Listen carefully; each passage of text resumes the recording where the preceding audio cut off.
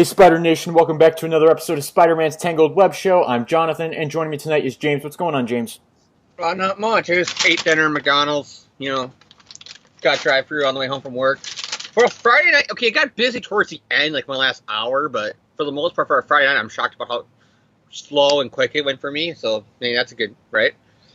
So, but besides that, not much. Just hanged out and was getting ready for tonight's podcast, which is a doozy.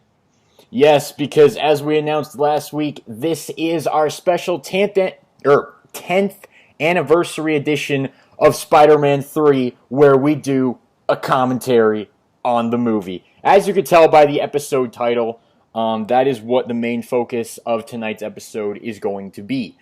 We're not going to cover any comics or anything like that. It's just going to be... Was there any Spider-Man comics this week? Because I don't know, I haven't gotten I'm waiting till Saturday to go to my comic shop to pick up stuff, because free comic book day, I'm not going to go 2 days a week, There's the free comic book day issue of Peter Parker Spectacular Spider-Man that comes out tomorrow. It's attached to the Secret Empire book.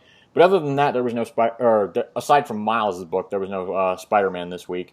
And I'm not picking up Miles, so... Yeah. We don't discuss Miles on this podcast. But, so we've got the Spider-Man 3 commentary. So for those of you who wish to follow along at home, if you're not set up already, you can just follow along. You can just hit the pause button and get yourself set up. James and I have synced our copies of the movie together, so we can just hit the play button when we start off. We should preface this. This movie is now 10 years old, which makes both of us feel old, because James was 16. Me more than him, because Yes. It literally feels like yesterday I'm just out of high school, and this came out when I was 16, going. I was literally like my mom's favorite musical. I was like 16 going on 17 when this movie was coming out. And I was 9 years old going on 10 when this movie came out. So, yeah, literally half my life has gone by in between this movie's release date and now, which is kind of weird to think about. I've never really thought about my life in terms of okay, this is when this movie came out and everything after that, but it's I just realized it. It still feels like I just graduated high school a year ago. But now it's like, no, you were 16 10 years ago.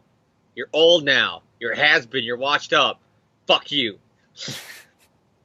I'll be honest, I graduated high school 2 years ago, and it feels like it was 20 years ago, to be honest with you. But, so I guess James and I are just opposite in that way. I think it's because I've been if not close friends, I still been on Facebook and communicate with people I went to high school with that I wanted to communicate with. So it's like literally they never left my life. So it's like, yeah, I just talked to them a year ago. I know what's up with them.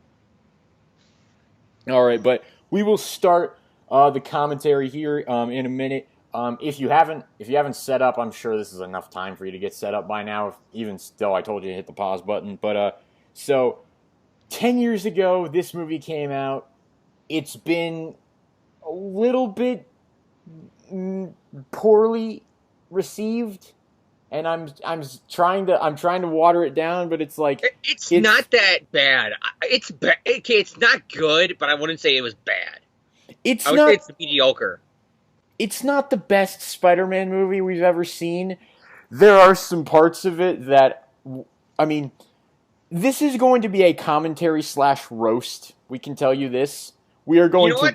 This is going to shock John and a lot of listeners until they go back to the old podcast. Time to reflect, time to change opinions, time to get second opinions, and all that stuff. I'll say this. I like this movie a lot better than I like Spider-Man 2. I mean, Amazing Spider-Man 2. Yeah, that's what a lot of people say. I disagree with that, but only because I love those movies. I'll take this because this one felt more like real Spider-Man to me.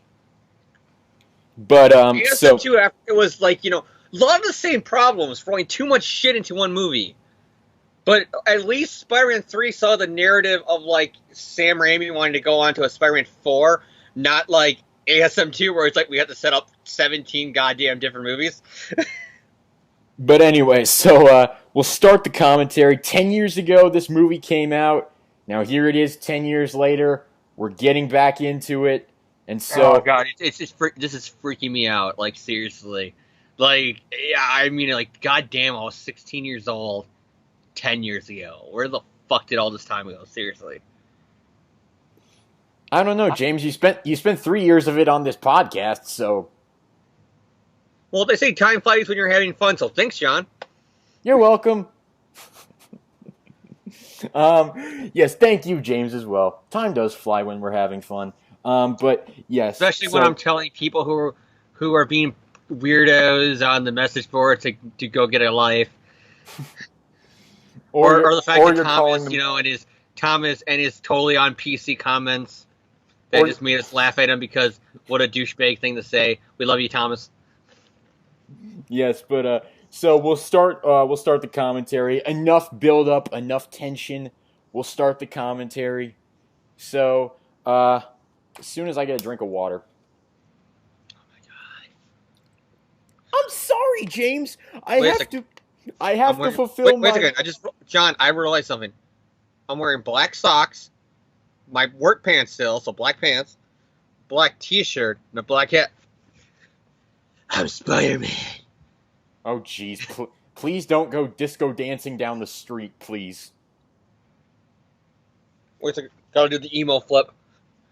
Spider-Man. Spider-Man. This is how you prove you're dark and edgy in 2007. Start doing the emo flip every 5 seconds. And when I was in the emos, I want to say this, when I was 16, 17, I was in, My Chemical Romance was big. I was big into the emo scene. And I remember I got my first emo flip haircut, and I brought in a publicity still of this movie. Tobey Maguire's emo hair. And I said, make me like that guy. That's how balls deep I was into this movie before it came out, people.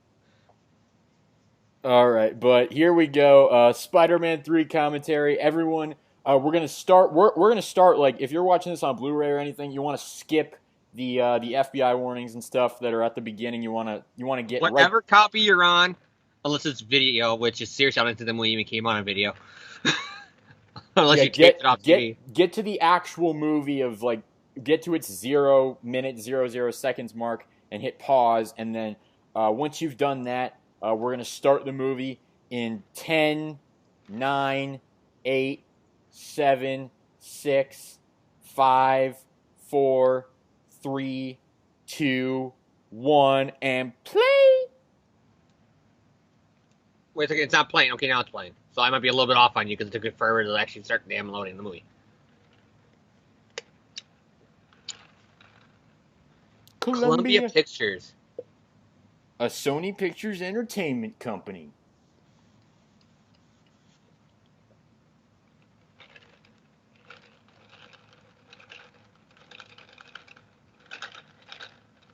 The Marvel flip. Which Avi Arad's a fucking dumbass. He credits X-Men for this. When it wasn't X-Men. All X-Men had was, like, when it faded out from the 20th Century Fox logo, the X stayed on for a few extra seconds. It's Spider-Man that started the whole Marvel, flip comic thing. I remember when I was in the theater, I was 10 years old, and the Spider-Man 3 text came up, and I was like, yeah! I told John, I went to go see this movie, like, in the first 24 hours, like, 3 or 4 times. Because I went with a different group of people. I went with my parents the night of, like, the sneak preview, early showing, whatever, that they have, like, the day before with a lot of movies. I think this was the first one that my city actually started doing that stuff. Either that or X-Men or something like that. Or maybe it was one of the Star Wars. And, I saw it then, and then I saw it the day later because it was a half day with a group of friends. And then later that night, I went out with my high school girlfriend at the time, Cassidy, and then I saw it later on that night with her. So in, like, a span of, like, 24 hours, give or take, I watched this movie 3 times.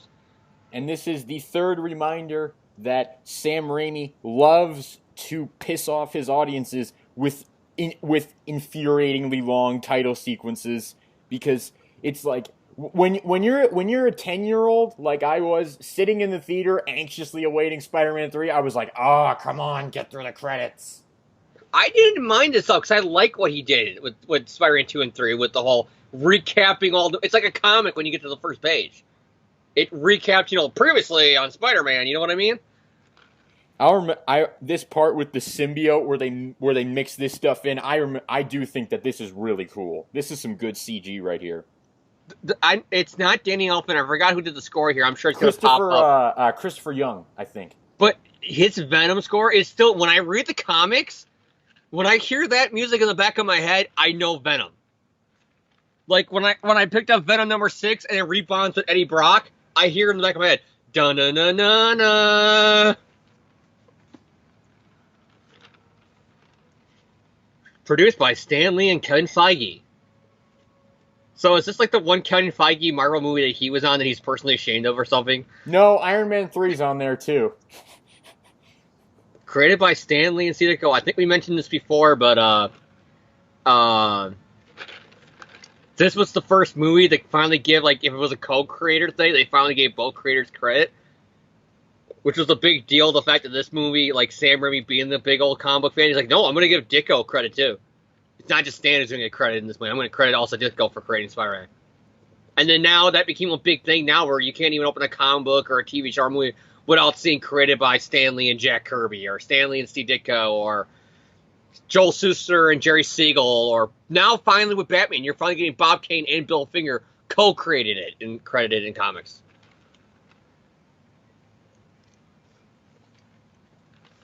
My Uncle Ben would be proud.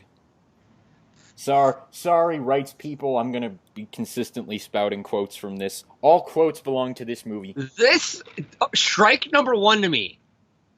Because the whole movie, I'm waiting for, they all loved him, but obviously when he bonds to the blacks, the whole city's going to hate him by the end of it.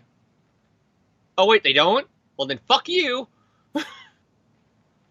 This excited me, because at the time when I was, like I said, for a few years, I was starting to really get into comics, and this is when I was really, like, I finally started collecting the essentials, and I was reading the early Gwen stuff from, like, the first volume 2, 3, 4. So I was really into the Romita era. Like, I was finally digging in and reading that era of Spider-Man. So to see Gwen in a movie, I was kind of like, oh, sweet, it's going to be Gwen Stacy. Like, she wasn't going off a bridge, because they did that already. But it was still like, oh, cool, we get to see the Mary Jane Gwen love triangle now in a movie form. This is going to be awesome. And then we all know what happens. I will say that I think Bryce Dallas Howard could have done well with the role if she'd just been given more material to work with. Well, to be fair, that wasn't their fault. They planned on her being in the movie more. She got pregnant during the filming, though. Yeah, that is true. That I think we can bring that up a little bit more towards the end. Like Kirsten Dunst, still to this day, is bitter because she only signed on for 3, or she was promised about a 3rd movie. The reason why they were putting Gwen in it so she could be the damsel, and she had the way out if she didn't want to return for Spider-Man 4.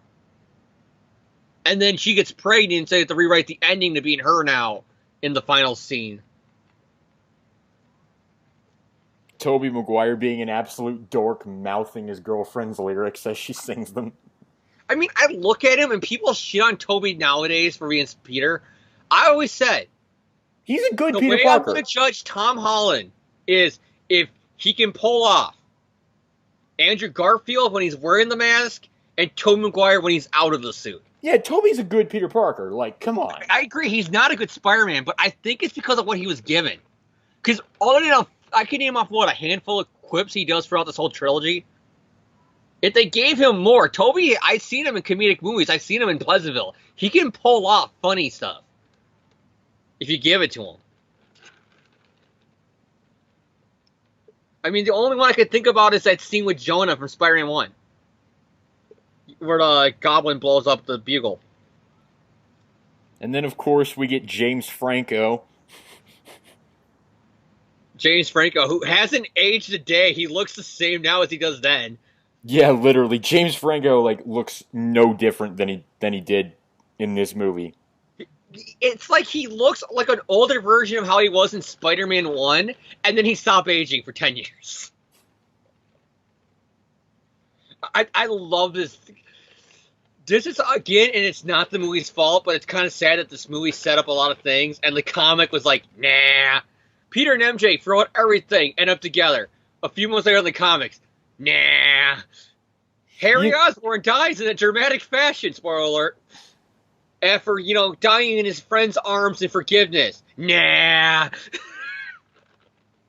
I remember when I was a kid that when they panned away from the Broadway show after just her singing, I was like, oh wow, she had her whole Broadway show all to herself, not realizing that there was probably like 2 hours worth of stuff after that. I do like the portrayal of Harry here in this movie. I gotta say that. And I love the whole idea that Harry has to one-up him. Now, what do you think of Peter and MJ? Like, what do you think of Peter and MJ in this movie? I mean, I didn't mind it because a lot of people bitch at it, but you're seeing a couple break up. They're supposed to be all weepy and depressed when they're near each other. That's the thing in the movie, is they're breaking up. Like I said, if I continued Spider-Man 4, I would have said she left him. That was one last dance, thank you, fuck you, bye. And I love how much here. If you notice, the Hobgoblin mask is there. Yeah, I did notice that. It's really cool. It's a Hobgoblin style the mask painted version of the Goblin Power Ranger thing. Ooh, the snowboard. They wanted a different look. They just didn't want to rehash the Green Goblin suit. But they could have did something different than him just being a snowboarder. Yeah, it's like glorified high-tech Tony Stark snowboarder, pretty much. And then, don't forget, he's not the Green Goblin. He's the new Goblin. I will say, it's like, I mean, we have the Peter MJ laying on the web scene right here. I will say that I don't mind the relationship drama, because, I mean, if you're going to make Spider-Man the relatable hero, what's more relatable than relationship drama? I mean, come on, James. I don't like this scene because for a guy who's always paranoid about his goddamn secret identity, he seems to not care about him and his girlfriend just hanging on a web, in the middle of Central Park. Come on, James. You got to do what you got to do. And I'll also say, the timeline between the movies has always been like, it's, 3 years after each movie? But they take place all in the present? So you're telling me Harry for 3 years didn't take the Goblin Serum until tonight? I've been, they've never explicitly stated how far this is after Spider-Man 2. I'm pretty sure it's only supposed to be a few months, because I remember I was like, what? So Harry just sat on his butt for 3 years and did nothing? I don't think so, because the calendars and shit they show is clearly 2007, and Spider-Man 2 was clearly in 2004. Oh, and here's the symbiote. How did you feel about a meteorite bringing the symbiote?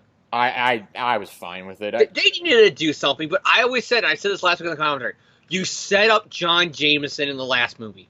Why didn't you have it being like from the cartoon? Had the first scene being him bringing it home.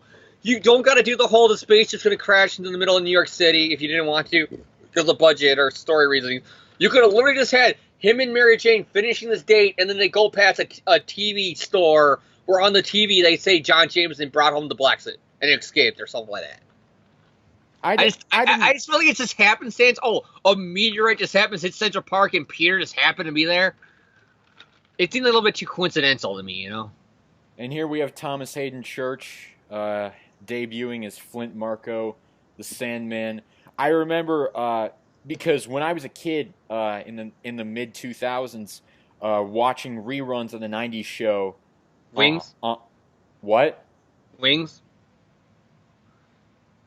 Wings. I said watching reruns of the '90s show on. I thought you meant his '90s sitcom Wings. No, I was watching reruns of the '90s Spider-Man cartoon, and Sandman wasn't in it, so I didn't know who this character was. And I remember hearing, Flint Marko is going to be the villain in Spider-Man 3. I was like, who is Flint Marko? And then I didn't like this because I'm so to say I'm not a fan of Sandman. I'll admit that this movie made me a fan of Sandman, like when I was a kid. Now it fits with the '90s era of Flint Marko, where he was an anti-hero. Now I'm just like, I look back on this movie and I'm like, oh, Sandman, you held this movie back. You're like that boyfriend who's no good for me. You're just no good for me. I still to this day says he shouldn't have been in this movie. Sandman was not a big enough villain to be a main villain in one of the movies. I do like that they give him the classic green striped shirt. I mean, I love that too. I remember when I saw the photo online when I was a kid. Like, I remember I was in school. I want to say middle school, maybe freshman year of high school. It had to be freshman year of high school, the timeline. And when you see that photo and he's in the green striped shirt and the tan pants, I went, oh, he looks like Sandman. But then I remember, other than the 70s, when he had that shitty whatever the fuck costume when he was in the Frightful Four, it's like, yeah, he always looked like that with the pants and the shirt and the shit like that. And look, two minor characters who are actually really important to Sandman's motivation that we never see or hear from again. No, we hear about him because he constantly says, I'm doing it for my daughter.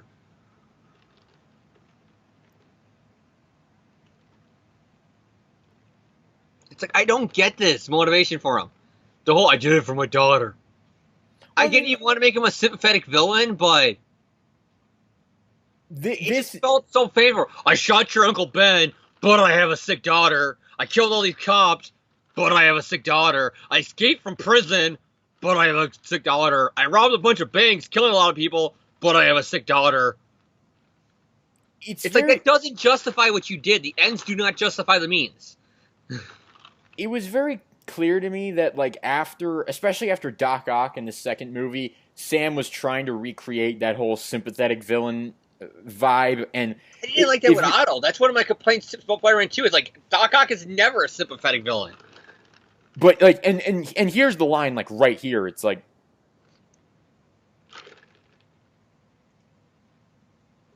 literally when he says, "I'm not a bad person," I'm like, so you're legitimately telling me how to feel about this character.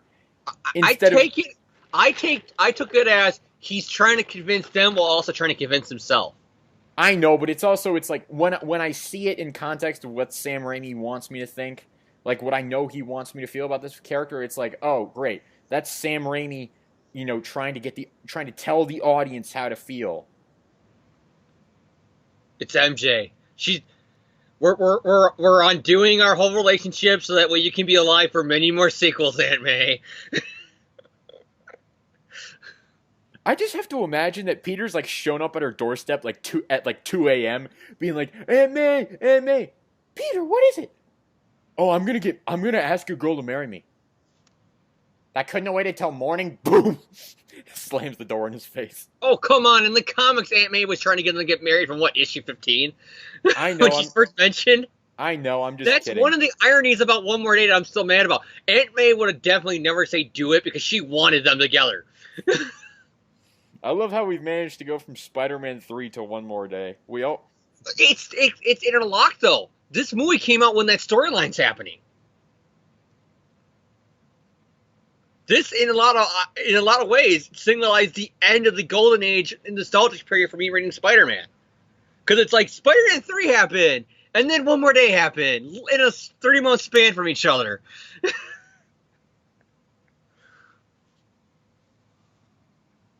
I will say though, Aunt May's oven was in my old apartment that we lived at the time this movie was coming out. I remember pointing out, "Hey, it's the same stove and oven that we have in our house."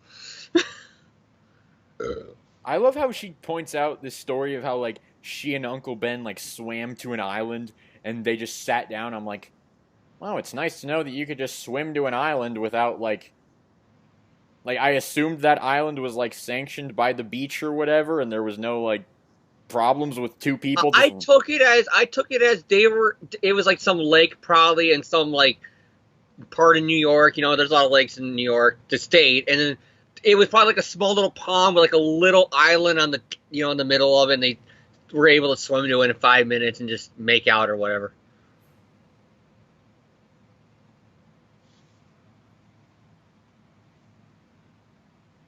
He tells Aunt May it's my fault Uncle Ben gets shot in the last movie. But he still gets teary-eyed when he hears the story because it's all my fault. I killed Uncle Ben. She forgave you. I get the Parker guilt, but still. Well, I mean, yeah, but it's not like he's forgiven him. He's never going to forgive himself for that. That's part of what we love about Peter Parker. No, I'm just saying, though, in the movie, in a movie, it's kind of like it's getting the moping already that Tobey Spider-Man gets. The criticism for. And here is the beginning of one of my favorite scenes in all of the Spider-Man movies. I love this fight. I just love how he's why isn't this?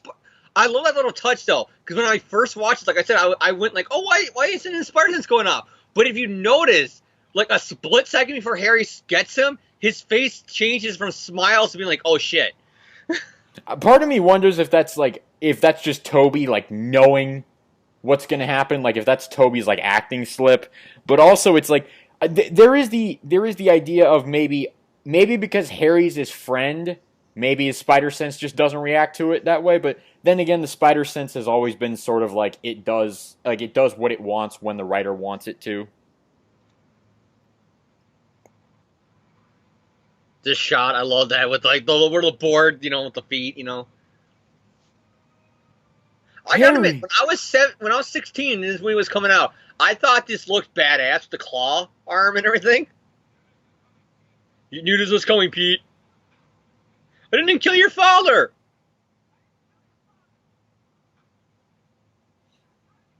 Who cares about the fact that there's going to be massive collateral damage and this piece of wall that I've just thrown into the street is probably going to hurt someone. Oh wait, I just blew it up. Never mind. There's still going to be falling debris that could possibly cause sustainable injuries. When did supervillains ever care about collateral damage? I know, I'm just roasting you. Roasting me? I'm roasting the movie. I also love how Toby manages to fly through like literally 2 windows worth of glass and not a single cut from it. Well, he's Spider-Man. Healing factor. He's not cut from when he got stabbed by the goddamn claw arms.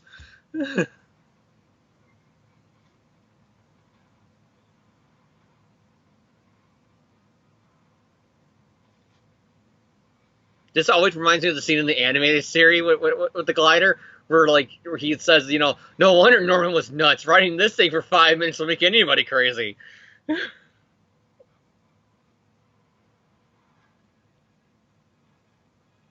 Did he get the ring? He got the ring!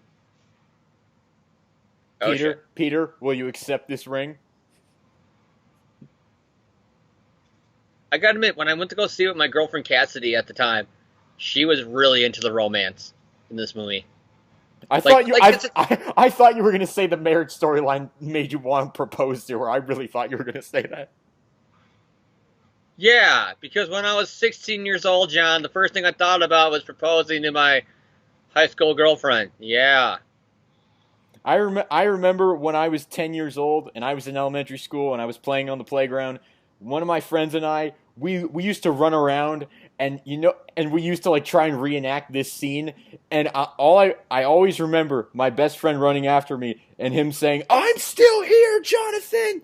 Just like him saying, "I'm still here, Peter." I do like how that's how the bombs come out too. It's like he holds the hand up and then a compartment pops out. I love how Peter, when he sees the Razorbats, he's like, "I hate those things."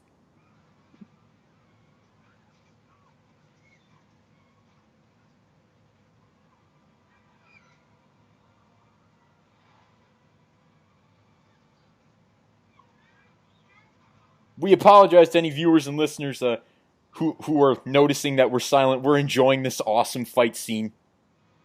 Yeah, the CG is not good, but I always think when people shit about movies from back then and their biggest criticism was, look at the bad CG. Oh, any movie you like now, you know what you're going to say 10 years from now? Look at the shitty CG. That looks painful. I'm just gonna throw it out there. That looked painful. But I love what they did here, though. How they homage the comics about the whole Osborn amnesia secret identity thing. Yeah, it's call it magical plot device amnesia, if you will. That's what I've heard a lot of people call it. But it's not in the comics. Yeah, it's it's not like this is the first time. I'm like, read the comics.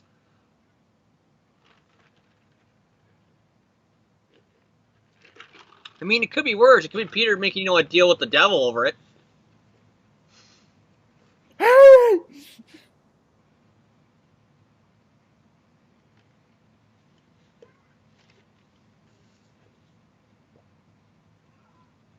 So that's the thing I kind of felt about the Raimi trilogy. Not like ASM 2, where it felt like a movie where it felt like, a movie, it's trying to be a Spider-Man movie. This trilogy, even this stuff that wasn't that good, it still felt like I'm watching Peter and Harry from the comics. And then here we get the debut of Captain George Stacy.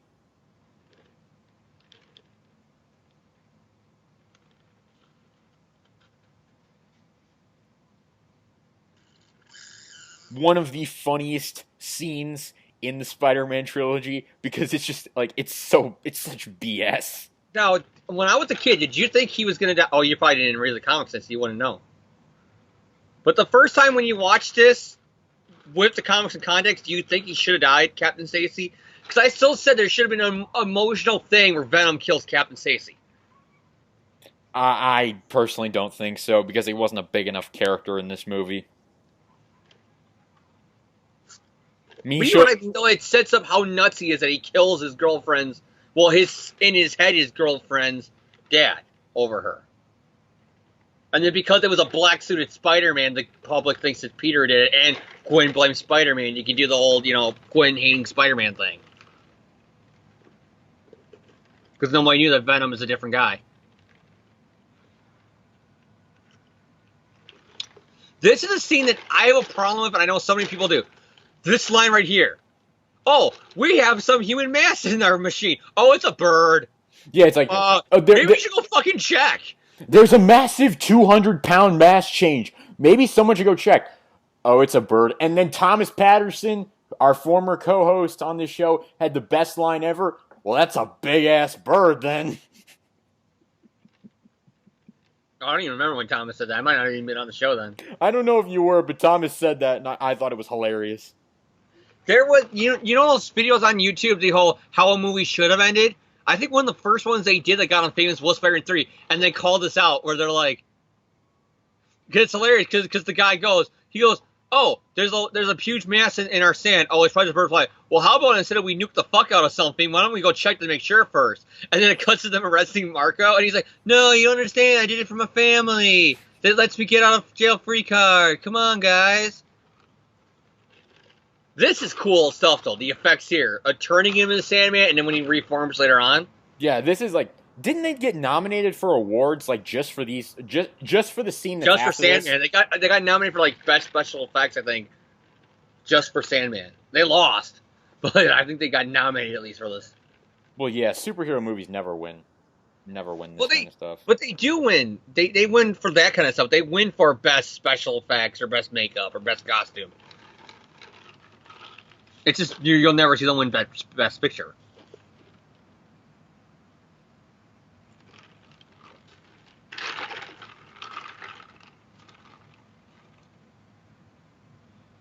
And it's just convenient that we've staged the memory loss just up to his father's death. Wait a second. That haircut, the glasses, the beard. Is this the movie universe Bart Hamilton? No, because he's not throwing He's a doctor with hair and he's wearing green. He's got his shit in the movie. No, he's not throwing anybody out a window.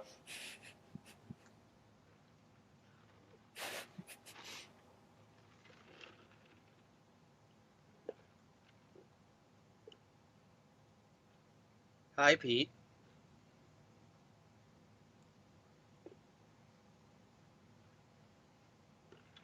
Yeah, hit and run. That's a very polite term for it. You just tried to kill this guy like less than 24 hours ago. Well, I think that's what Peter said. He's like, he probably said, we just got back from seeing my girlfriend's play. We went out to help bite to eat, and then some idiot ran him over.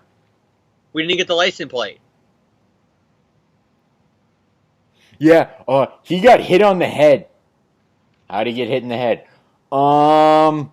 Let's see, I can't actually tell you that he was on a goblin glider and hit himself on a really, really hard steel pipe. Which is Spider-Man.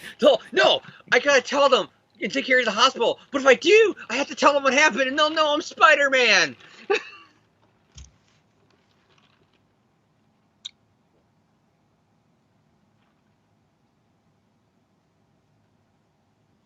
I love how he's smiling here. It's like, sweet, my secret identity's safe. Your friend's hurt, Peter. Like this. Yeah, great. Your friend has a concussion, probably. Oh, he definitely has a concussion. There's no probably about it, James. Well, I'm saying because the Osborn formula, you don't know. Maybe it's just, amnesia. You got the best friends. I give my life for them. Thank you for ruining the ending of this movie. Well, it's foreshadowing. Movies do that all the time. It's like a year later when Dark Knight comes out, and the whole you either die the hero, or you see yourself become the villain, and that guy becomes Two-Face in the end of the movie and dies. This is amazing special effects. This Sandman stuff. It's pretty good. Like there are people out there. There are special effects people out there who worked long hours, I'm sure, and worked tediously to get this stuff done, and they deserve every bit of credit because this is incredible. There's only one person I ever met in my life who did not like this. My ex. She was like, "Oh my god, this is so boring. I don't care. Oh, it's moving sand. Come on, get to the good stuff." I also love I love it how at first he can't even form himself. It's like, well, that makes sense because he doesn't know what the fuck he's doing. Exactly. It's like, oh crap, I'm sand now.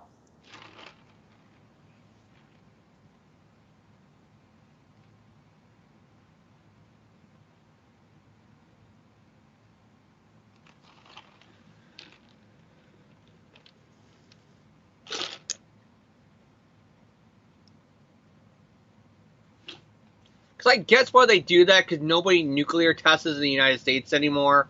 So you can't do the whole he walked into a nuclear facility that just happened to be in New York that nobody knew the fuck about. So they had to do this nuclear sand silo thing. But I still find this so bogus. Like, the whole fact that nobody notices a massive ship because they think it's a bird. And nobody knows, hey, that sand's turning it a day later. Nobody's looking out that window now and going, still at that research facility like, hey, that sand is like forming a human body. Oh, probably just a bird. That's unlike any bird I've ever seen before. Well, we just nuked a bird. That's why. That's what they look like now. They look like human sand people.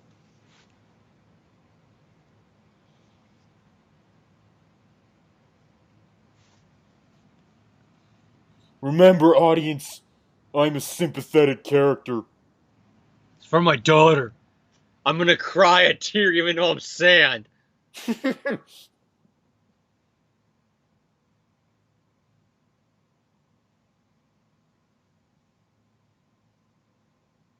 How did you feel about the whole him keeping his clothes?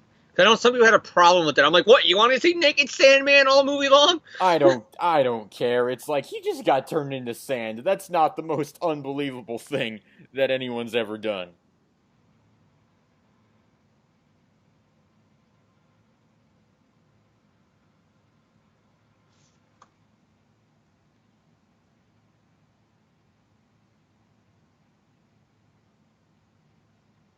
Like this is a guy who has all this money problems. How does he afford all this shit?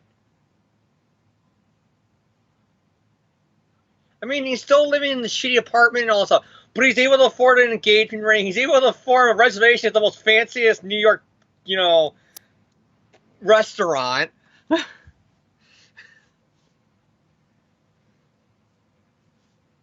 They hated it. They hated me.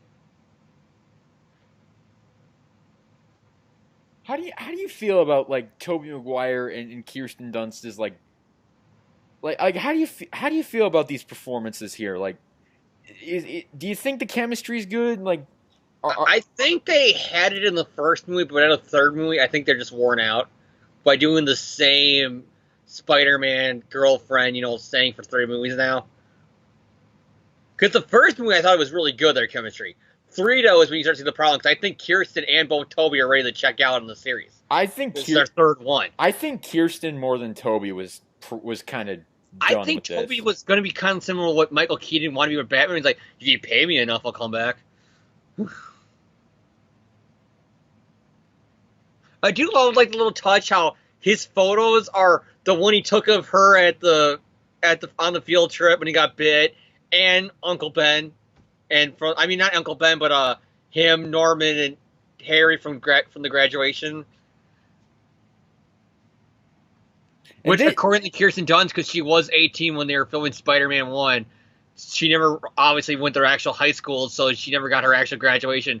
So to her, she was crying the day when they were filming the graduation scenes during Spider-Man 1 because in her mind, it was her high school graduation. She was finally getting to do one.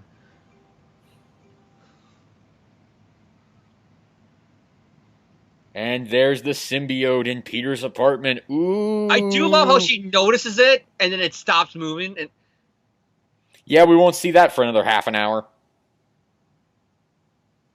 how do you feel about the symbiote being like a webbing more than goo? I'm okay with it. I don't really think it matters that much. Here comes the introduction of Gwen, that just so happens to be wearing the same shit she does on the night when Stacy dies. No, she's not. Yeah, she is. The purple shirt, the she has the go-go, boots. James, I must point out that is not purple. That's pink. Well, it's invoking the imagery though. I strongly disagree with that. How do you feel about them giving, Gwen Mary Jane's personality and Mary Jane Gwen's though? I mean, I don't know. It's like, for me, like, I am biased because I grew up with these movies, and so I'm more inclined to just accept it. So it doesn't really bother me that much. The problem I have with it is the reason why Gwen wasn't in Spider-Man 1 is because they decided to put what they said. They took the best elements from Gwen and the best elements of Mary Jane, stuck them together, and made one ultimate girlfriend for Peter in the movie series. And then you get the 3, and they know Kirsten wants to leave, so they're like, oh, we got our way out now. We got Gwen Stacy. But it's like, oh, crap. We put all of Gwen's good and bad qualities in the Mary Jane. And here what do we go. Do? Well, Mary Jane isn't the supermodel, so let's make Gwen the supermodel party girl. Done. Here we go. Topher Grace is Eddie Brock. Now, I didn't mind this as much as I thought I would, looking back on it. I did have a weird feeling about him not being, bodybuilder Eddie Brock. But at the same time, I was a fan of that 70s show at the time that he was just leaving when he was filming. And I get the parallels. He's the similar body shape to Toby. So it's like he's the evil version of how Toby could have been. And also, it's like, he's freaking creepy as heck. And I do like the whole fact that, like, while she's up there, he's trying to butter up the father. And as we know, they didn't even have a date. It was just, oh, we met up for coffee because we know each other. You're a photographer, I'm a model. Because I remember a lot of, like junior novels and shit like that, I guess to try to revert, to keep the whole, her revealing that they didn't really have a date and it wasn't really that good. They, in a lot of, like, the junior novels that are, like, prequels to the event, they said she's a model and he's a photographer, a match made in heaven, and they said, oh, they fell in love because she likes modeling and she likes getting her picture taken and he likes taking her picture and blah blah. And then you watch the movie and it's not even that. And this is actually like this is something I think we can talk about. Is this movie has kind of a distinct lack of Spider-Man almost, because we're a half hour in. And this is the first time we've seen Spider-Man this entire movie? Like, well, that's because this is the beginning of the Sony problems that later on plagued the Mark Webb movie. Which is, well, you gotta throw everything in these movies now. We can't let breathing room like you did in the first two. You had the whole, Raimi wanted, the story elements told you to continue the whole Goblin storyline. Raimi wanted to use Sandman because he was a fan of the 60s comics. Avi Arad threw in Venom because you needed Venom in the movie. And so you ended up with this. I love this Jonah scene, though. It's classic. Oh my gosh, it's Rita Repulsa! James, call the Power Rangers! I know.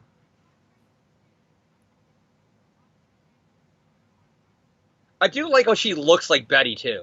Like, if I imagine Betty in the real world, I would see Elizabeth Banks in this movie. Just like if I see Jonah in the real world, I see J.K. Simmons. Pretty much everybody in the movie series, that's why I have a lot of problem with Spider-Man casting nowadays, because when I see Flash, it's like, well, he's not Tony Morenga. or whatever the actor's name is. Not that one. Not that one. I do like the setup here, how Jonah's having like bad blood pressure and all that stuff. Because you get he's stressing out by the Bugle not selling because Spider-Man, all the shit he's writing about him is not true. And it's finally catching up with him. You can just tell, like, at the end of this, Jonah's just like, when Jonah finally does blow up, it's not going to be pretty. Well, this is the comics. This is how you would imagine, it would happen in the real world between Jonah and Betty and Robbie and Peter and stuff like that. Doozies, blood pressure. Now, how do you feel about the fact that they say here that Eddie's only been at the Bugle for a little while, and yet in Spider-Man 1 they make a direct reference to Eddie Brock? It's a continuity. I mean, you can get away with it. It was a different Eddie, but it was obvious what they were going for when they said there's a photographer named Eddie,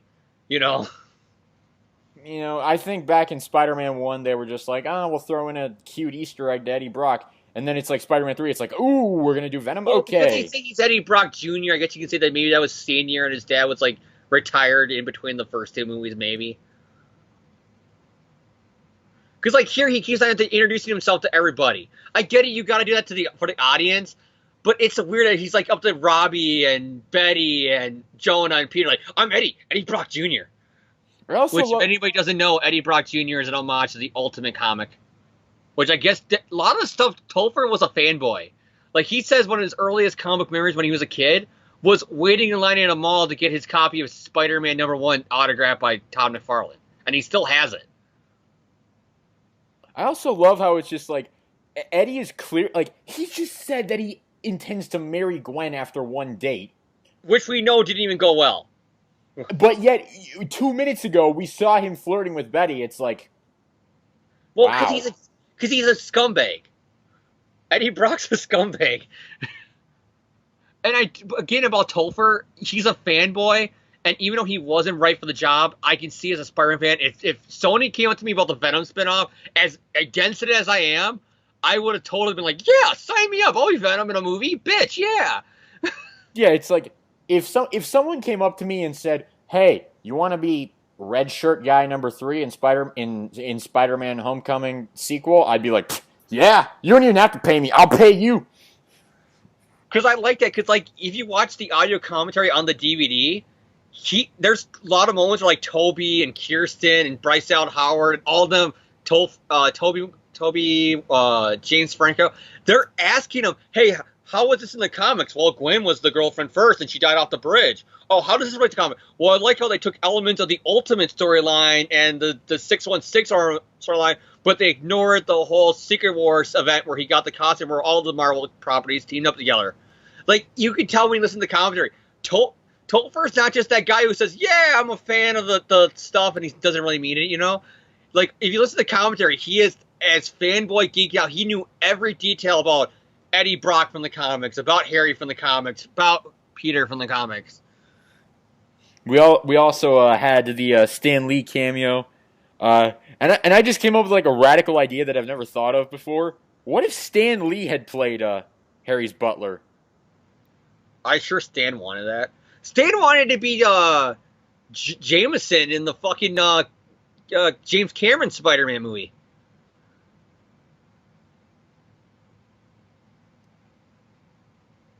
And I'm sorry, I get that Stan always liked writing Jonah scenes, and he always said back in the 60s that if it ever became a movie and a pipe dream, he wanted to play Jonah.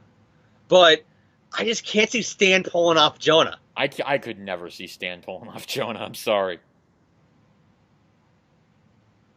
Oh, I'm guilty for your dad's death, even though, as I said earlier, it's not my fault he hit himself with his own glider. And he was also a psychopathic, genocidal lunatic. Who threw my girlfriend off a bridge and tried to kill children. Boy Scouts, in fact. I love the whole kind of, like, homage to the Spider Sense with Harry here, how he's doing all this stuff. And then Peter's whole thing is, hey, remember in high school when you did this shit? No, amnesia. I love how they just recast her without telling her, which is so realistic if you know people who do acting. Like, you hear this all the time, how Like, look at what happened with what happened with the Avenger cartoon episode that was going to have the Spectacular Cast cameo, and they recorded their line of dialogue, and nobody at Disney told them, "Oh yeah, we're going to re-record it with the Ultimate Cast because Disney said they want to promote the new cartoon over you guys." Nobody called them, so they sit down to watch the episode when it finally airs, and they're like, "That's not our voices."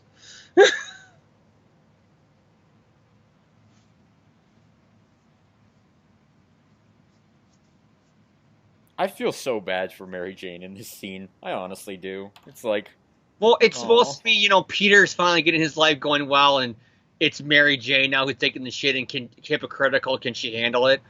And in some ways, do you think that they're trying to set up you maybe not liking MJ? Because if Kirsten leaves after 3 and they're setting up Gwen, do you think that they want the audience to kind of after the end of the movie think Mary Jane's a bitch? I don't think so, because it's like they're not playing Peter as like they're not playing her as like an abusive girlfriend or anything, because it's like Peter has his fair share of flaws as well. It's like, But I kind of got a sense that all the MJ dramas movie is almost like them already thinking in the back of their heads, well, if she doesn't return for Spider-Man 4, we can always put, Gwen in that role. We can set her up here. Because it sets up her being jealous of Peter. and then of course this is the Spider-Man key to the city scene.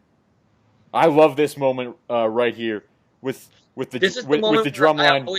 This is the moment when I was a kid not a kid, when I was a teenager. I love how the balloon is Ultimate Spider-Man, because it's clearly just went to like the dollar store and said, pick up a Spider-Man balloon. So it's the Bagley Ultimate art.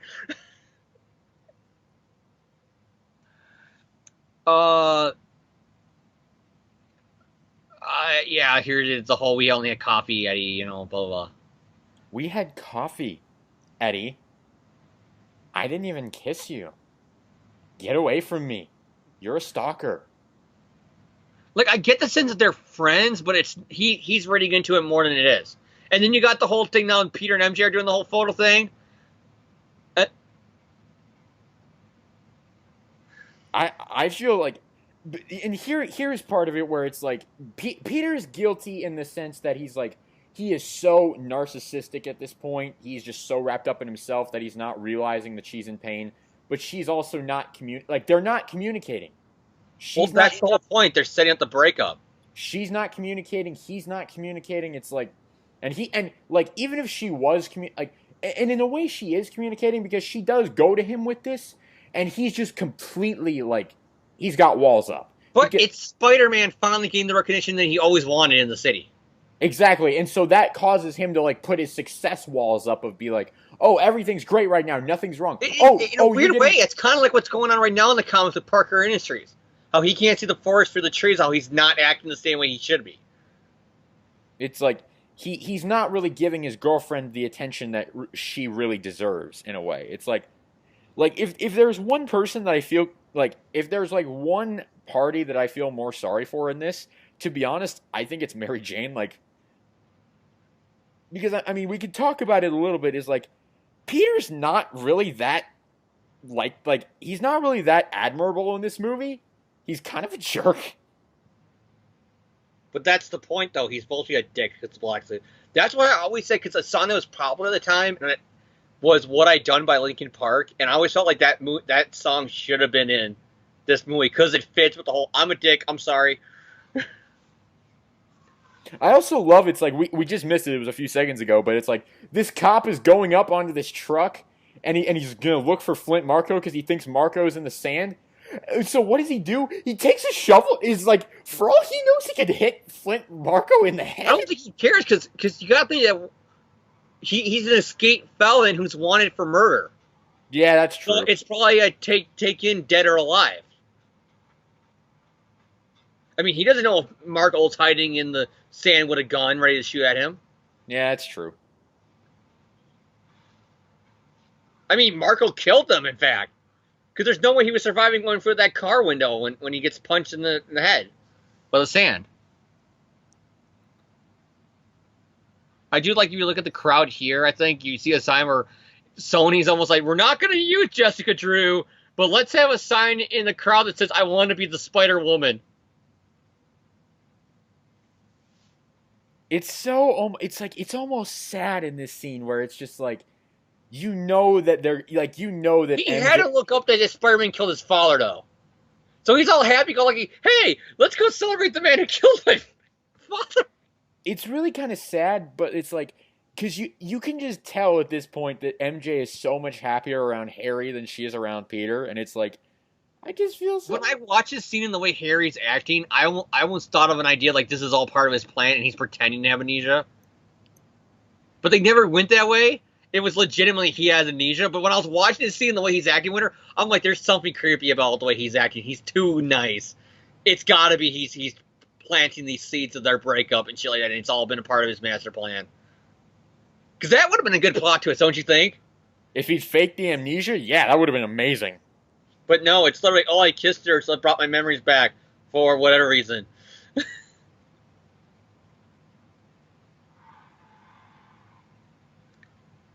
Because this is how Peter, I mean, look at him in the comics right now with Parker Industries. Like how he reacts to the fact that the city kind of loves him now. But at the time, though, I always felt like if you were in a world where you could, like, bring characters from fiction into the real world, and if I brought Spider-Man into the real world to watch this movie, this whole scene, he probably would have a freak out, because it so totally would never happen to him in the comics at the time.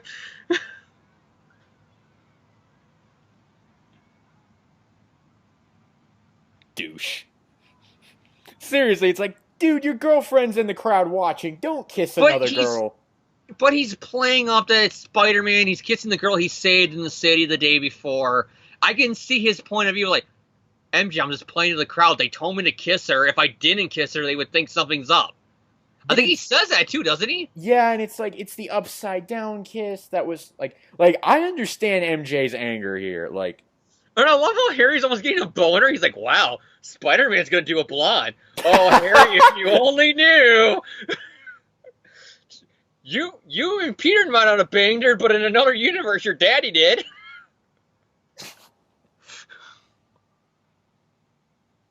Okay, I'm going to ask you right now, who's a better Gwen Stacy, Bryce Dallas Howard or Emma Stone? Oh, like, I even have to ask you. Emma Stone, come on. It's like, come on.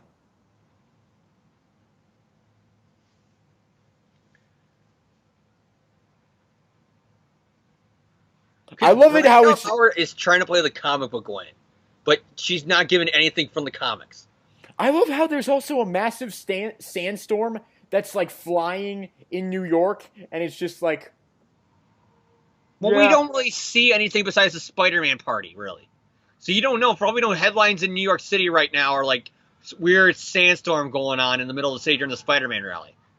We're not seeing that because Peter... Like, it's like if you were in real life. If you're at a sporting event... Will your phone necessarily go out to tell you breaking news, aliens are invading, across the town? You wouldn't have no idea what's going on. Leave now. I mean, he kills the one armored guard when he punches through the wall.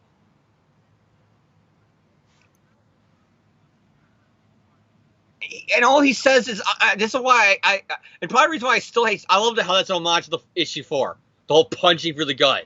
And them hardening it up. Yeah, it's like, that's classic Sandman. I always love that imagery of Spider-Man, like, using the This is never a good sign in a superhero movie, though. Because whenever a superhero movie does the whole surfing on a door thing, it's always shit. The movie is. They did that in Batman and Robin. They did that here. They did that in Rise of the Silver Surfer. With the Silver Surfer. But even still, like, I always loved that image as a kid. I don't know why. Just think about it, though. For the last 12 months, this was a really shitty year for comic books. Because you had movies, because you had Superman Returns. You had X-Men 3. You had Rise of the Silver Surfer. And you had this. And then Spider-Man has probably one of the most relatable lines ever. Where do all these guys come from? Which is what he would say in the comics. Yeah, it's like, that's Spider-Man right there. I also love how he pulls his boot off and has to get the sand out of it. I'm like, yes. Because I always took this line as he's not just talking about Octavius and Goblin, because there's only 2 before this. So I always took this as he was like almost like the video game. He is fighting Shocker and Electro and some of the D-list villains that will never be a movie. He is fighting versions of them in between the movies. Because it's not like, oh, where did this guy come from? He's like Norman and Otto. No, it's like, where do they keep on coming from? Like, it keeps on, every month it's happening to him. And here we go. Ladies and gentlemen, Bruce Campbell. And here's the thing I don't get. This is where I mean, like, did they set up Mary Jane and snap at him? Because he didn't plan on Gwen being at the fucking restaurant. And she freaks out because Gwen's there and says hi to him. So I can see Peter's point of view, because I've been in that situation too for former girlfriends. In fact, I think I remember telling my girlfriend Cassidy when I saw that with her, I remember turning and go, remind you of something? Like as a joking and sarcastic reply to her. Because any guy can relate to that. You're just having out to dinner and there's another girl that you and her know and she doesn't like the other girl and she's like, what's she doing here? Did you invite her? No, I have no power of her being here with her fucking family.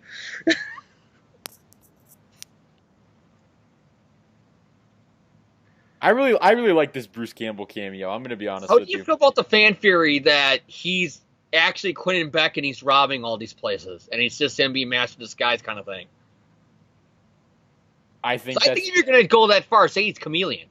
Why say he's Mysterio? I think that's reading way too much into it. But if that's was always true, a fan theory about why he's in all these movies as different people. It's because he's Chameleon or Mysterio robbing these places. That'd be epic. I mean, people say it's Mysterio, and I think it's because I think that's what he said he wanted to do. I think he said in interviews, he said if I came back for 4, I wanted them to make me a villain, and it's all along been my villain plan. And so people read into that as, oh my god, it's confirmed he was Mysterio, or oh my god, it's confirmed he's Chameleon, or... Yes, Toby, he said bonne chance. That means good luck in French.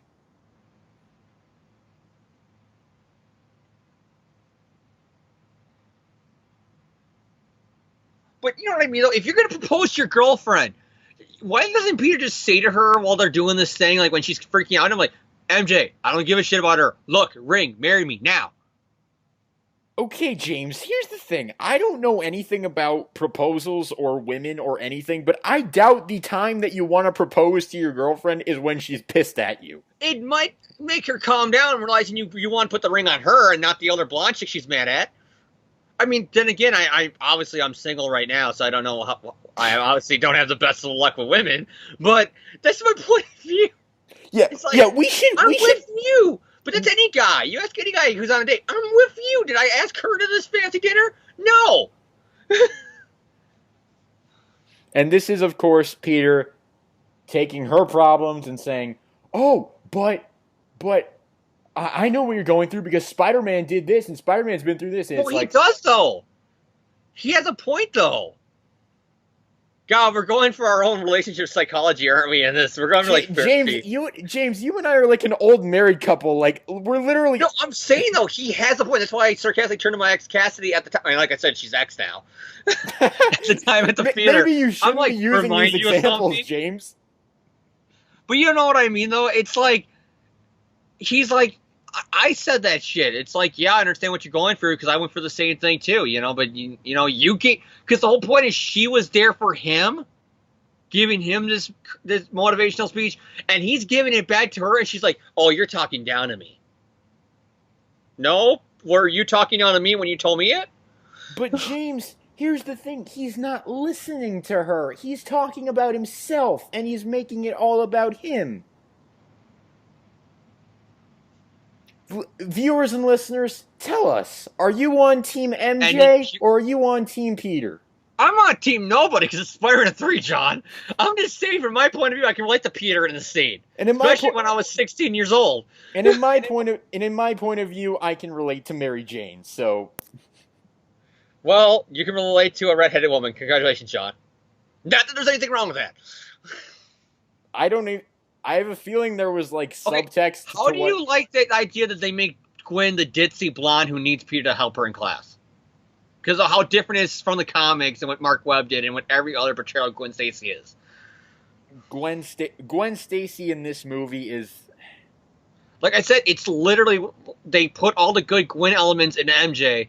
Then they knew Kirsten might be leaving, so like, oh, when is Gwen? Well, what the fuck did we do? Because we gave all of Gwen's good characteristics to MJ. Well, the leftover shit from Mary Jane we didn't want to use, we're going to give to Gwen. But there's a reason why we took them out of the MJ character. Oh, fuck it.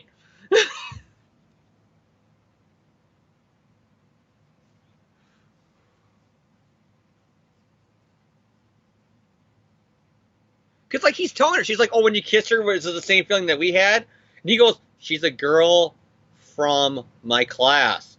But see, I saved her life. But James, everybody and their dog was saying for me to kiss her. I didn't even like it. She's not that good. James, here's the thing. The thing is, when you look at this scene and she asks him that question, it takes him about half a second too long to answer that. And he doesn't even answer it. He says, what do you mean? And she's like, you know exactly what it's like, James, I'm sorry. I'm on Team MJ. It's the part for guilt taking over. Like, he's like, oh, she's mad at her kissing our girl.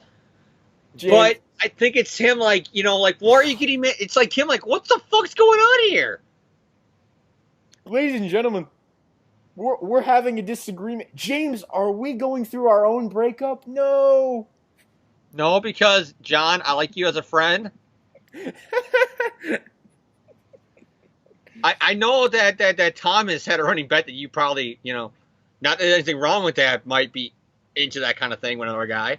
But, well, you didn't know that behind your back, he goes, do you think, a few times, and I'm not saying this is a bad thing, and, well, it's Thomas. But James, maybe you should just stop talking. I'm just telling you right now that Thomas may or may not thought you swung for the other team. Not that there's anything wrong with that, because I don't think that way, that it's a bad thing, but the guy who made lines about midgets might have.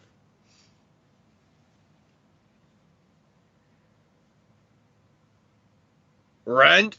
And I love it how they were in the comics as his landlord when he was living in that apartment. That crappy place with Michelle Gonzalez behaving badly. It wasn't crappy. It was a good apartment. Yeah, it's better than the one he has here. I don't get that why he has this piece of shit house. If Aunt May can afford a good place, why can't he just like live at her? He can help her pay rent. And here is they finally name the carjacker from the first movie, Dennis Carradine. Obviously, a takeaway from the Clone Saga because Jessica Carradine was the burglar's daughter in the comics, so they used her last name. I like what they did here because if I remember correctly, Ultimate says that the guy's name is Dennis, but that's all you get is Dennis. And then Clone Saga says his daughter is Jessica Carradine, so they just said, "Oh, Dennis Carradine." So I do like, you knew that they were paying attention, you know what I mean? That they literally pulled from Ultimate and the Clone Saga to come up with his name. That fit the comics.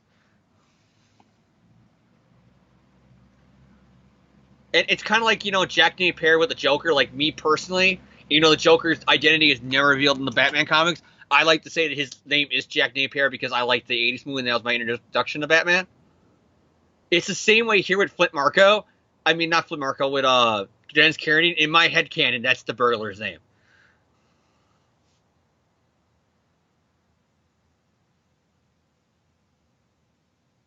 We need to recap of Uncle Ben's death again in case you didn't see the first two movies. And you wonder why the MCU is not doing this. Because it's in every freaking movie.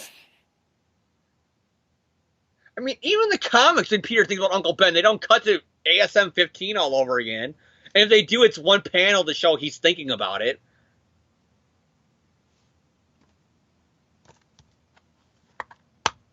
And then, of course, you have Peter being a dick to the police captain when it's like, I'm going to be honest with you, it's like, I understand Peter's anger here. Well, because he's saying that they chased down the wrong man, but then you see the shots of him with him in Spider-Man 1. So he's actually venting it out at himself. But I didn't like how they had to add the whole he killed Uncle Ben. Yeah, I mean, we can talk about this. The problem is, it's like they had to justify why he's this angry. And it's like, you have your reason. It's the black suit. and they're trying to retcon it so that Sandman has a personal connection to Peter Parker, so that they can do the whole. That, 'cause as much as I like the '89 Batman movie, one of the mistakes I do agree that the movie had was making the Joker the killer of Batman's parents. Because instead of making it's just some random guy who killed his parents, you're making the universe smaller by saying, oh yeah, it happens to be the clown guy he's going up against. Now it just so happens to be the sand guy he's up against. The same guy who gets sand powers just happens to be the guy who shot Uncle Ben. You know what I mean?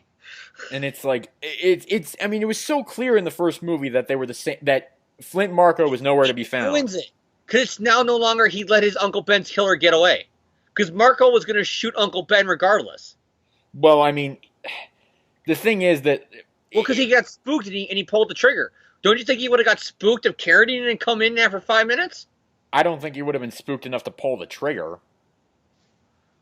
But that's my problem. It's like Uncle Ben's death whole motivation is Peter to let the guy get away.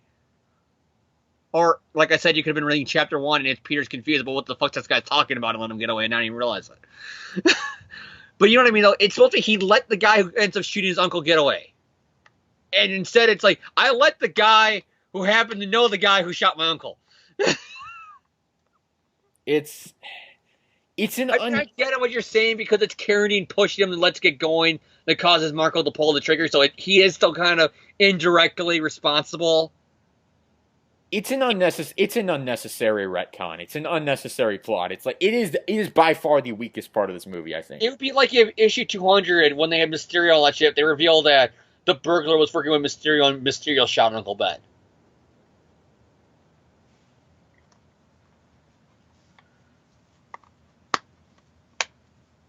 And here we go, ladies and gentlemen. The moment we've all been waiting for. The black suit. I forgot that took this long. It's almost like halfway through the movie until he gets the black. It is literally an hour and 4 minutes in. Well, this is like, what, a 2.5 hour movie? Even still, James, it's an hour and 4 minutes. It's like we've been through so much already. I love this, how it's like clear. Because this ain't in the comics, folks.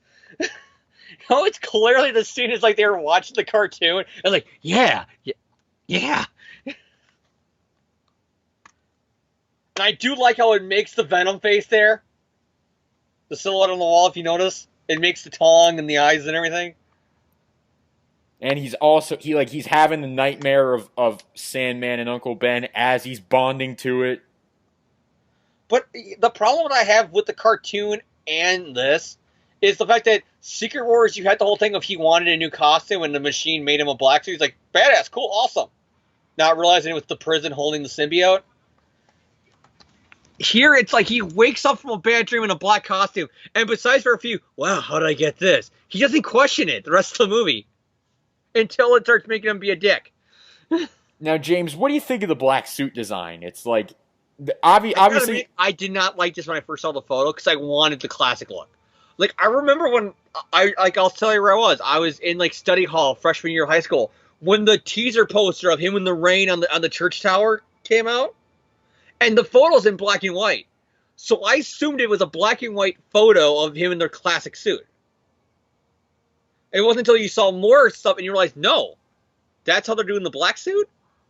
And I get their whole point that it's a black version of the Spider-Man suit, but it's like it needs the... If Venom later on the end of the movie can have the whole white spider design, why can't Spider-Man? I'll admit, I don't mind it. Like, it's obviously a departure from the classic comic look of the black suit, but I don't mind it. I just didn't care for it because I just love the classic design of the black suit. This one is like literally, oh, we'll just make the regular costume black. I love how Kurt Connors is like awake in his lab at 3 a.m. and Peter's just like, hi, can you examine this for me? Thanks. This, again, taken from the cartoon.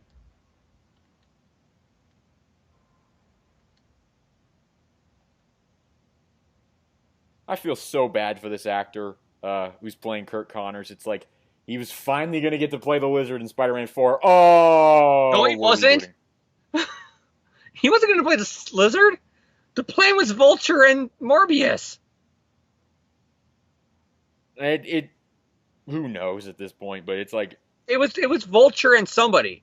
Maybe it was it was Mysterio because you remember the storyboards came on and it clearly shows Mysterio with the fishbowl head.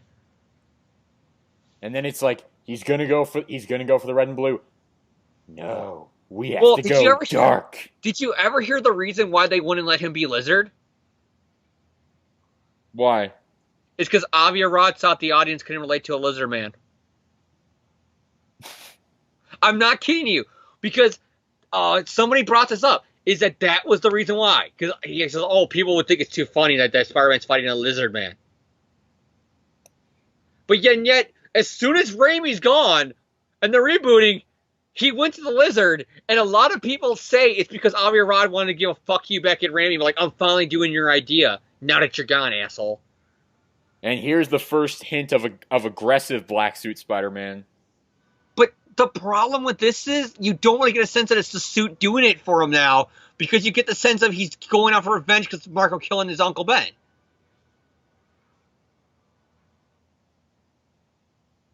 You know, that was an expensive camera that he probably just webbed against the wall. And then Eddie just happens to have another one in his pocket.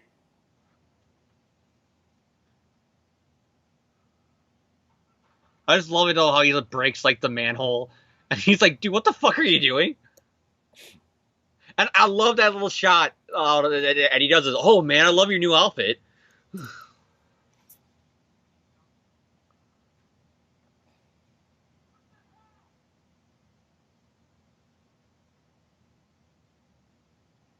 Well, what can you say, John? Eddie Brock always comes prepared. Flint Marco. I will say that this subway fight scene is awesome.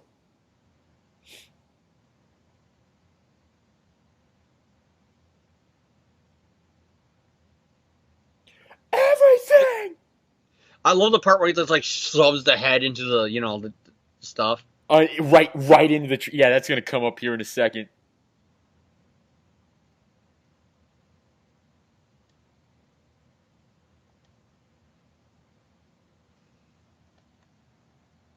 Train just narrowly misses him. I wonder, like, if you're a rider on these trains, it's like, hey, is that Spider-Man? Is he shoving a dude's face into a train? That's the problem I have this movie. How do you feel about the fact that they redid the train scene again? It doesn't bother me because it's in a different context, but it's like, I wonder what the people on that train behind them are thinking. It's like, is Spider-Man shoving that guy's face into a train?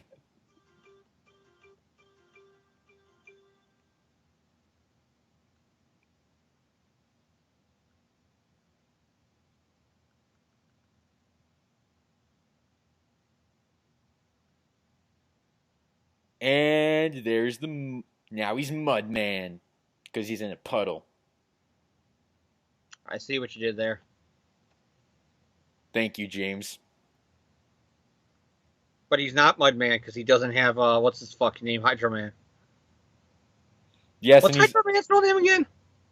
What? What's Hydro Man's real name again? Morris Bench. Because I can't even remember the fucker. All I remember him is Aunt May's Stalker.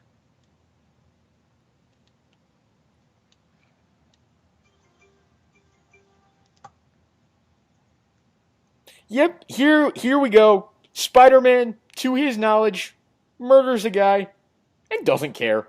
He actually takes a bit of pride in it. Well, come on, John. If you just killed the man who killed your uncle, wouldn't you take pride in it? I hope not. It's a joke, John. I don't either. Gotta have the emo hair.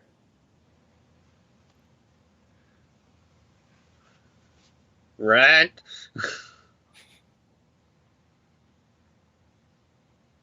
Is this a different actor? No, it's the same guy. He just looks and sounds different in this movie. I'm like, well, I think they're not making them as like slumlords that they were in Spider-Man 2, because they tried to make see everything's nice and cool now with them.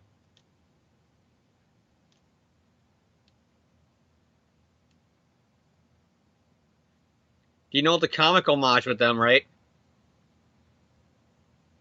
The comic homage? Yeah. You mean not about them being retconning it as his landlords in the with Michelle Gonzalez. I mean, there's a reference to the comics with them. Oh, You know Mrs. Muggins, yeah. No. What? What's their name, John? Oh, Ditkovich. Take it with a Vitch. What did you get? Something I feel like I should have understood a long time ago. Ditko. I've got a black suit under my clothes. It's making me evil. Not the fact that I have serious anger and guilt issues that I probably need therapy for. Like I said, everything that he does in the black suit, I can't get mad at him for. You know what I mean, though? It's like, it's not the symbiote. I mean, you're supposed to get the whole sense of the symbiote's turning him evil, and I guess that's to say, but at the same time, like, he's angry because this man killed his Uncle Ben. It's like, you take away all Spider-Man, by making it, oh, he was angry about his Uncle Ben's murder. And he just happened to bond with something that makes him aggressive. Yay.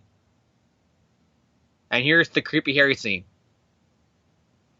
No, it's not. This is the Aunt May scene. That's it coming up. It's the creepy Harry scene. With their whole musical number in the kitchen. Yeah, that's coming up in a few minutes. I'm going to have fun with that. No, but you know what I mean? It's like the mood whiplash. That's what I meant, Like, and then you get the Harry scene. You go from emo, Uncle Ben's killer, I'm Spider-Man and I'm emo, My Chemical Romance, cut my arm. Then you go from that James. To be dark, edgy, 2007, play, fucking, Panic in the Disco albums. Yeah. There, whatever. And then you go from that to being, dude, I love you, Mary Jane. Let's dance and kiss in my kitchen. Yay. It's like mood whiplash. Like, dude, calm the fuck down. And the dude's the movie.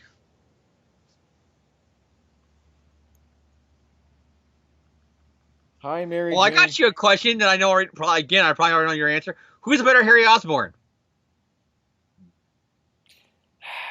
I don't know. I mean, like, I love James Franco, but Dane DeHaan was awesome.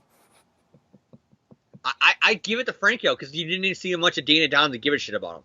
Literally, come you don't on, have I no love time Dane to like DeHaan. Harry Osborn is the Peter Parker's friend before he turns into batshit and crazy Harry,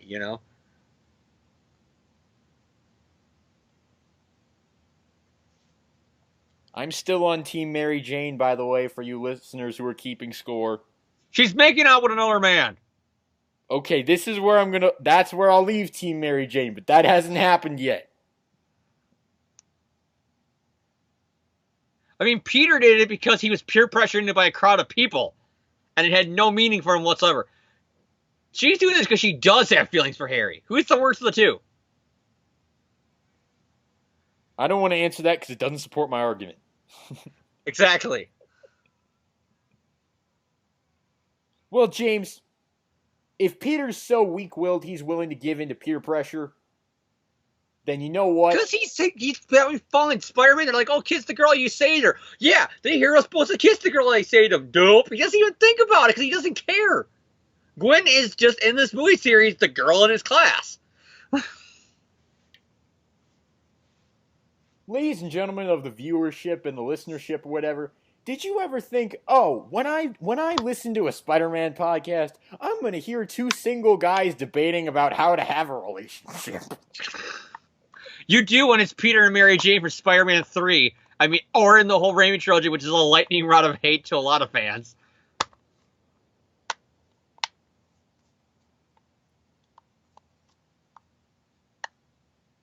You can buy me pizza sometime. Today's good. That's something I would say.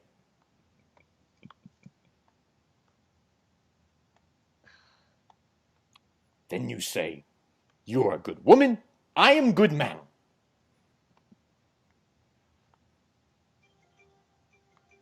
How do you say that in your Russian accent? It's obvious. Rent.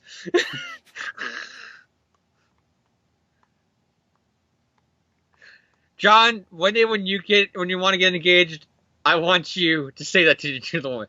Just randomly start doing a Russian accent and going, "You are a good woman, I am good man. We're engaged now." And watch her slap you in the face so fast.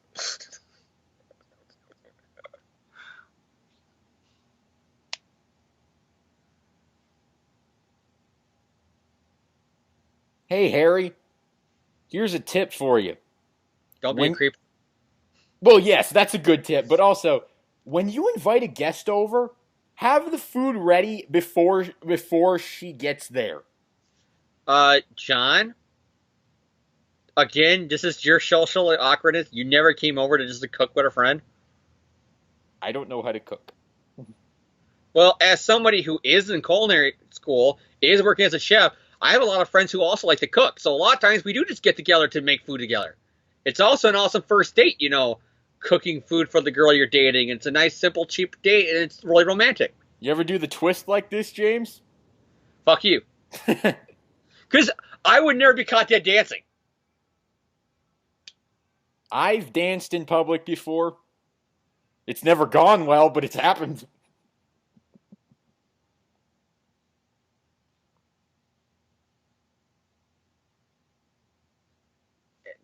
This is my problem with the scene, though. Because Harry, his mindset is back to Spider-Man 1, so you can't even blame him for hitting on her. Well, he knows that she's dating Peter. Yeah, but his mind is reset back to the first movie, so he still has the feelings for her. Or at least he thinks he still does. Well, he still has feelings for her regardless. Hey, Mary Jane, here's this full feature-length play that I wrote just for you back when we were in high school. This totally isn't creepy at all. Well, to be fair, you can see Harry doing that in the comics because he really likes the girl. Harry was a creeper, let's admit. If he never met Liz, he was never going to meet anybody. That's kind of why I like Dane DeHaan a little bit more than James Franco, because Dane DeHaan had that more creepy supervillain look. Dane DeHaan had that whole creepy, kind of vibe to him. I give you that credit. But the movie never played him out as the creepy vibe. And I will say that this is where I'm not completely off the Mary Jane bus, but I'm 1 foot out the door. I still support her, but that was a bad thing to do.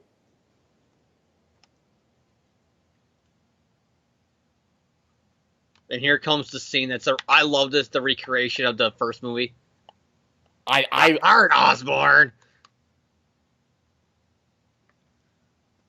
First, we attack the heart. Second, we attack his liver. Third, we attack his brain. Fourth, the lungs. We'll make him smoke a whole fuckload of cigarettes. And then he gets down to his pinky. Then we'll attack the index finger. Then the big toe. And then, last but not least, the penis. Where are you, Harry? I'm leaving the room now, Ghost Dad, because I even gotta admit that's pretty fucked up.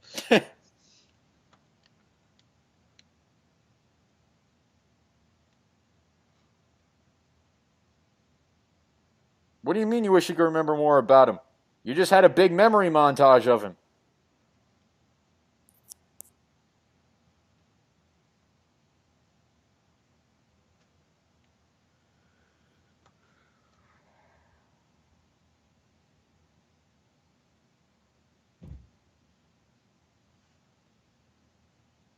Fruit Loops.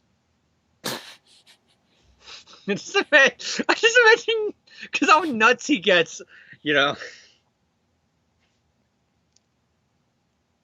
just can't wait till we get to my favorite scene. The only scene in this whole movie that I quote to get back at John's, Dane DeHaan's, quotes from ASM 2. The only line from James Franco throughout this whole series that I remember by heart. I can't wait, because that's coming up in a few scenes now. And let's just say that line is so good.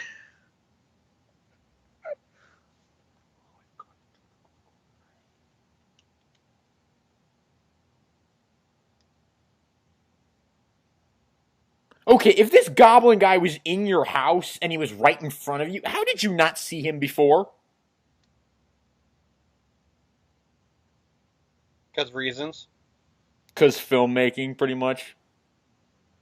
Because reasons. Because comics. Because Sam Raimi's completely out of caring at this point.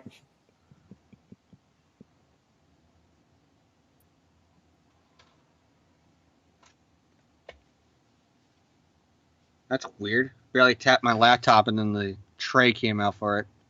Not the movie. The movie's still playing on the PlayStation 3. But, like, I just barely tapped my thing, and then the tray for the CD player, like, slot just went zzz. That's creepy.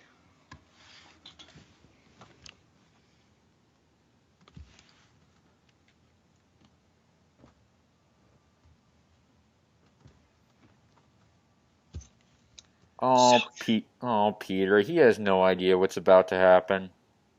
I'm breaking up. Here's the scene that everybody makes fun of. Well, When yeah! everybody thinks Spider-Man 3, and when you think, what's bad about Spider-Man 3? Everybody's minds immediately goes to Tobey Maguire.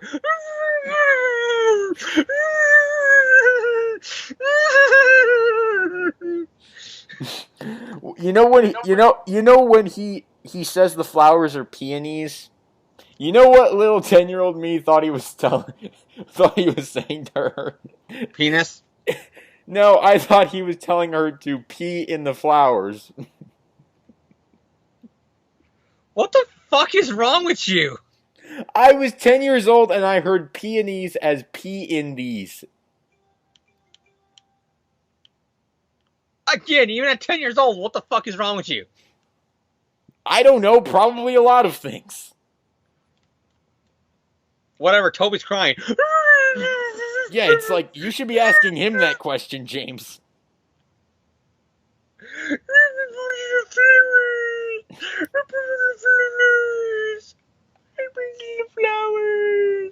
Flowers are flowers. Wait, what, Peter? Let him go, I'm crying now, Mimo. You see, James, this is why you don't propose to a girl when she's pissed at you. But she's not pissed at him right now. She's breaking up with him because Harry showed up as a goblin in her life. I know, but still.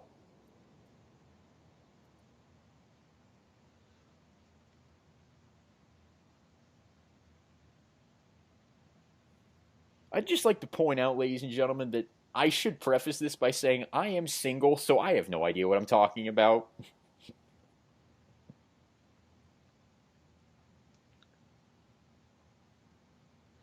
If you noticed the sign, the street that the coffee shop they're at, which I would have loved if it was the coffee bat.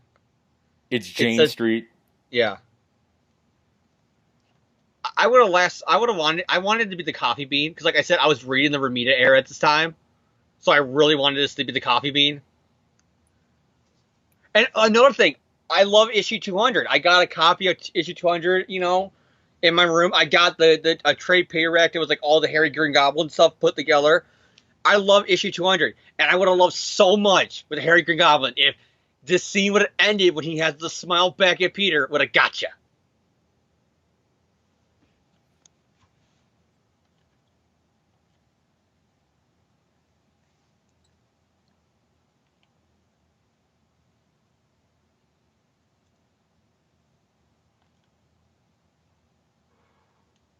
Yeah, 'cause we kissed. Sorry.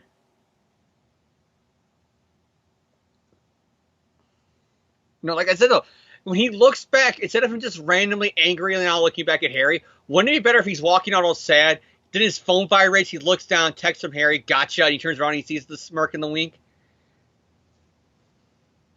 Because as a comic fan, that's what I wanted to see. And I know it's a fanboyism, but still, that's what I wanted to see.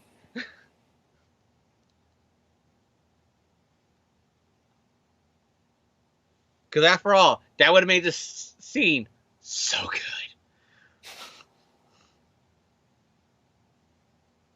It's look at him. It's just the look that he has on his face during this moment. It's the whole so good. Just the look on his face. It's creepy. Here we go, ladies and gentlemen. The best moment in any superhero movie ever. How's the pie? So good. Think about it. A woman asking James fucking Franco, "How is my pie?" and him going, "So good." That is nightmare fuel, people.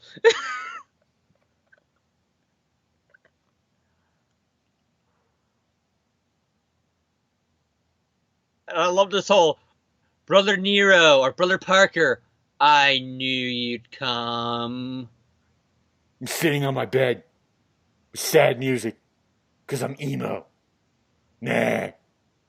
if you don't know, I'm quoting later on in the movie when Harry's waiting for him, like the martini, and I'm quoting the final deletion. Oh, actually, I should have made it more sense because Peter's been like, Brother Benjamin, I knew you'd come. Yes. Delete.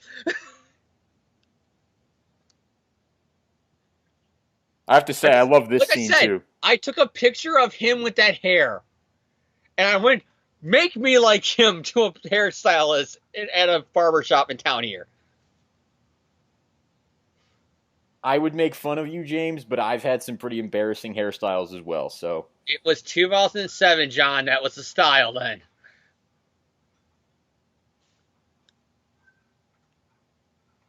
Like I said, I looked just like Peter in this movie. I had the whole button-up black shirt, because like I said, I was emo. I had the emo haircut. I had not the eyeliner, but I always had cause I was always tired because I didn't like to go and sleep when I was in high school. I wanted to stay up late, and I only had like 4 or 5 hours sleep. So I had the kind of bags under my eyes, but it wasn't because of mascara. oh, I mean, that was me and my friends. We were the nerdy emo kids that were popular back then. Well, not popular, but you know what I mean. boom! I love this fight scene. I really do.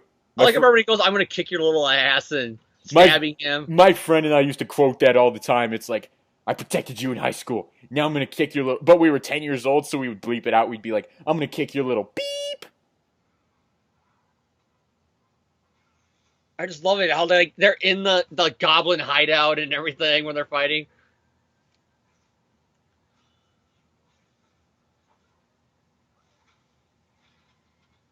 The glider just goes fucking nuts around him. I love that shot. Ooh. I love how he goes, ooh. I love Peter's line of dialogue here. You killed my father. Oh, is little goblin boy gonna cry? Are you ahead of me, James? No, I just remember seeing this movie so many times that I remember that. I just love this fight because I can quote it scene by scene even before I'm seeing it. Because the line is, "Oh, the goblin boy, are you gonna cry?" Isn't that the line? Well, we'll find out when it comes up, Oh no.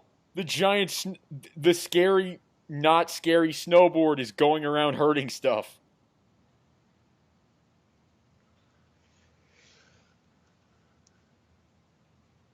Like I said, the way Peter's dressed here, it's like I'm nostalgic because that was me then. Not the whole emo trying to kill your best friend. That stuff, no. But now here's something I want to bring up is, I mean, we've mentioned a bit about how this movie's overstuffed particularly with Sandman being in it. I've always maintained that if you took Sandman out, or even just it's a better movie. or even if you just Sandman has no place in this movie whatsoever. Once they knew they were doing Venom and Green Goblin, Sandman should have been out the door. And the thing is, even with Peter, with Peter and Harry's conflict, having the symbiote accentuate that by making him more aggressive is perfect in my eyes. If they'd just given more time to Venom and Harry, it would have been great. And then it's like Peter and Harry have to team up to take down Venom at the end. And I just love how Peter is all like, "I blew up my friend." Doop-a-doop-a-doo. This is the backlash of the movie. I'm gonna go creepily flirt and wink at girls. Well, because he's single now. He killed his best friend. He has no care in the world. Me and my friend used to quote this all the time too. I'm gonna put some dirt in your eye. Because we were 10 years old, we thought that was mean. I know the anime series started it, but it's so weird to think about how in the comics the black suit wasn't like this. It was just a creepy kind of ex-girlfriend that wanted to cling on to him. Yeah, it's like, thank gosh that Sam Raimi took from the cartoon instead of the comics. Well, the comics, nobody would care. They're like, "Oh, the suit wants to be on him forever." Who cares? Because he's already, throughout the whole movie, taking off the mask and shit like that. Because that's another problem I didn't like. The symbiote is just a black version of the costume to the point that he can take it off, there's that scene earlier where it's in the closet looking back at him.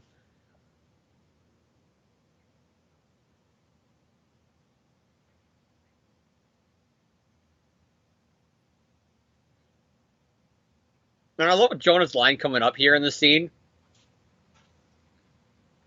Because it's like, we got a print of retraction. Make it page 10 in very small print.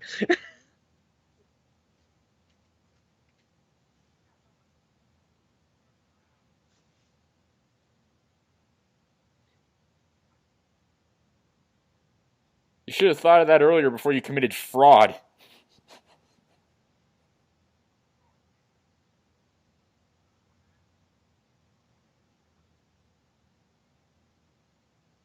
But I like it too how the Bugle people, it makes sense that they'll hire him again after this and they won't say Peter's on our no hire list, you know what I mean? Because he had every right to be mad at Eddie because Eddie took his photo and plagiarized and got famous off it. So I can see them being like, oh, Peter gets a break here. Haven't printed a retraction in 20 years. But doesn't he print a retraction in the other movies? That's what I don't get about that line. I don't know. It's Jonah. And I love how he's flirting with Ursula now with the cookies. Like, ooh, I got cookies. Love cookies. Cookies. James, this is where the black suit fun starts, James.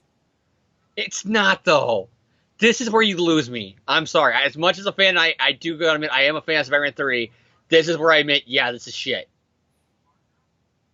This is not, you're supposed to become dark, edgy Spider-Man, and your answer is more goofy than he already is? I mean, why can't this scene be him on the phone in the thing and Ursula trying to give him the cookies and him telling her off? And then now they hate him. But no, he has to be flirting with her while eating her cookies, saying how good they are. Or should I say, so good. And, Saturday Night Fever dancing down the street while hot women look at him like a weirdo.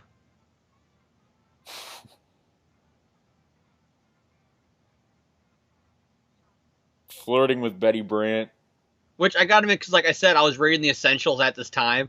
So I remember seeing it's like, oh, they're doing the Peter Betty thing for a few seconds. Oh, that's good.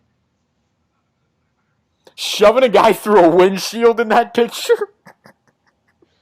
I would have loved if these would have been homages to covers with the black suit, kind of like what they did in the first movie. And there it is, the emo flip. Everybody was doing it back in 2007. Not so much in 2017. Thankfully. Well, I don't know. I don't go to high schools no more, obviously. I don't know. Maybe some kids still do it. I love when Jonah stares at him like, what the fuck's the I love how Betty's in the background like... She wants to bang him right now. Let's just call a spade a spade. Betty Brant Rita Repulsa wants to bang Spider-Man. Let's say it.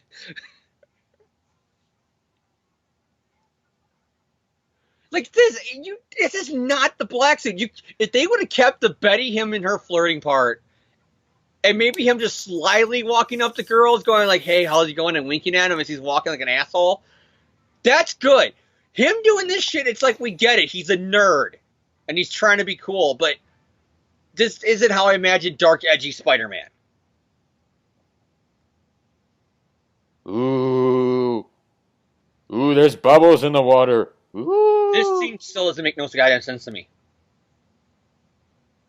He's in the water, yet when he gets out, he's dry. At night. There's no sun to make him dry. There's Sandman. No, that's Mudman. How is he doing this? He should be all mud. How does he still have the locket, too? Know why? Because Sam Raimi wanted to use a Ditko villain, damn it.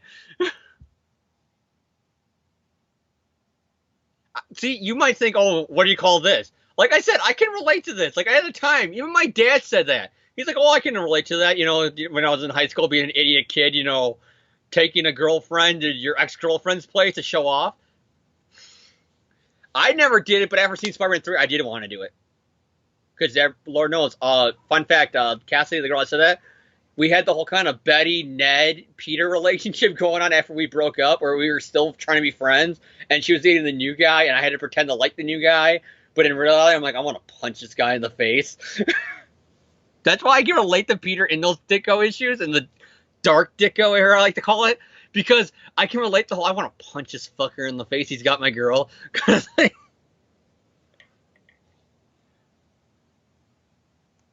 I wonder who was reserved to sit there. Cletus Cassidy. I like how the guy in the background, I always thought he looked like a young, like, William Dafoe. I know it's not Dafoe in the background, but he looks like him.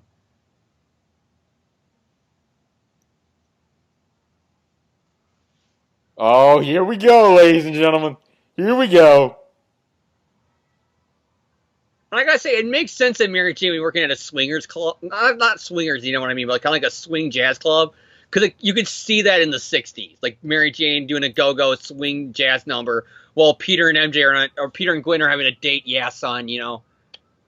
And then you get to this where you lose me. What the fuck is this shit? That's double time!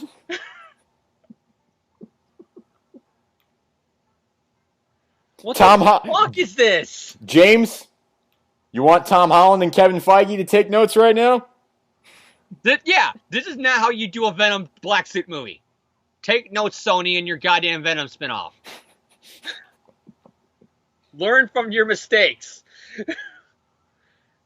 Like, I watched this and I'm like, how did I think when I saw this in the theaters 3 times opening goddamn date? I think this was cool.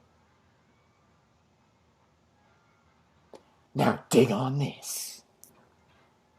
We're seeing Spider-Man doing a dance number saying, well, he has the emo flip haircut. Because you demanded it, James. Actually, being that like I said, I was in that kind of emo group clique while I was in high school. So you may have actually demanded it. He's emo. He's like me even more now. Oh, my hair, My Chemical Romance. I do got him at the dance number he does with Gwen, though, is hot.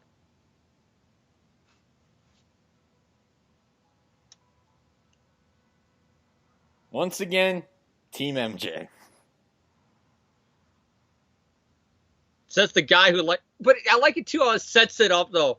How she sees the forest for the trees.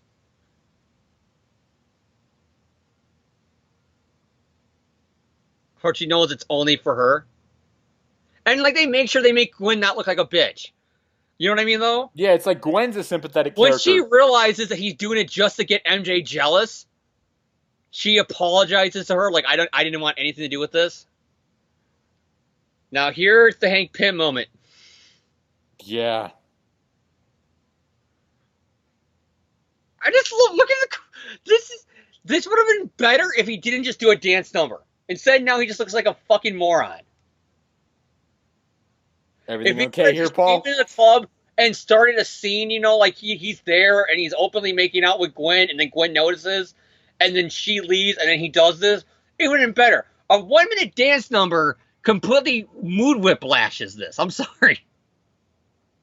I just want to answer the question from earlier. Everything is not okay here, Paul.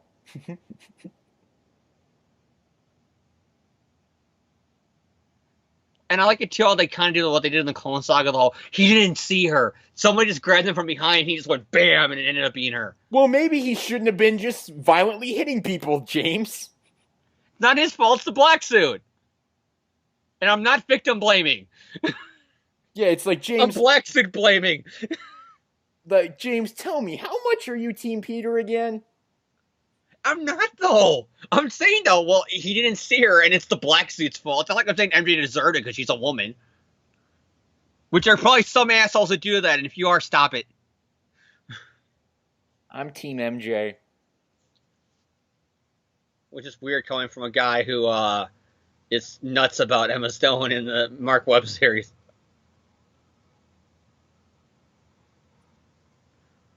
I wasn't even King Gwen. It's just I thought that obviously Kirsten wasn't going back for 4, so they're setting up Gwen to be girl. Because what happens with Peter and Gwen here doesn't even question out them being together. Because all you have to say is, yeah, I was going for a lot with a breakup. And if time went over, you could see them dating. Like saying, yeah, I was going for a break. I was going for a rough patch, you know? Yeah, I could see that. But here's the part that homages the comics. The bell tower scene. This is the one scene that they got 100% right, I thought. If you do a black suit bonding in the church, this is how you do it in a movie. The rain, the Eddie, praying for Spider-Man to be killed, because it sets up the whole Eddie being religious, that the rest of the movie doesn't touch at all. But here you set it up now, the whole Eddie, lethal protector, innocent thing.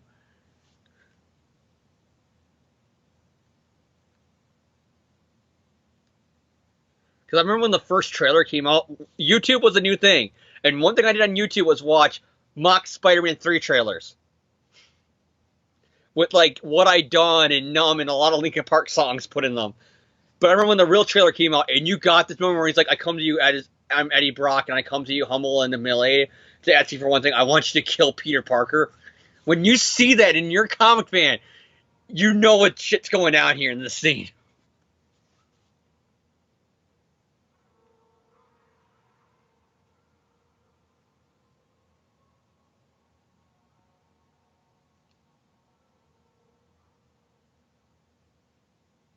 Did you ever hear the fan theory that they also had that Eddie Brock Sr. is the comic version of Eddie Brock, who's the bodybuilder?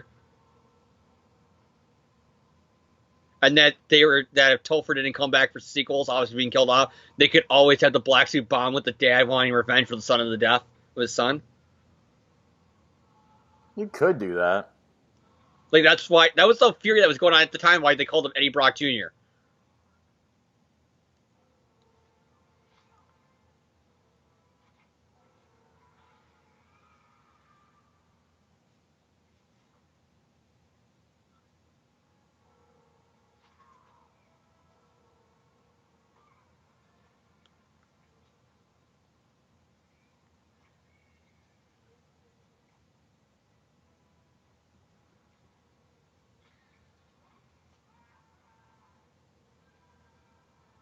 Here it is.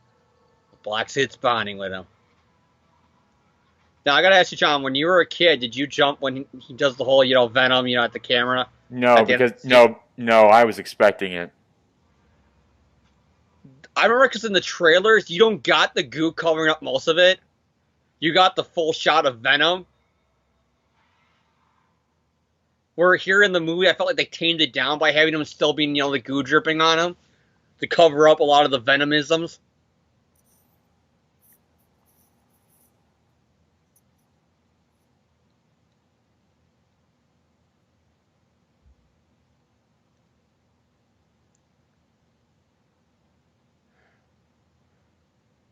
Taking a shower.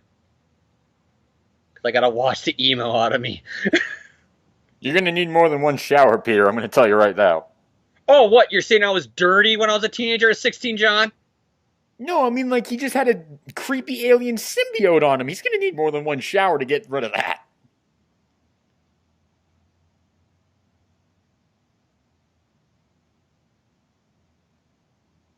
Seriously, why would Aunt May let Peter live in a place like this?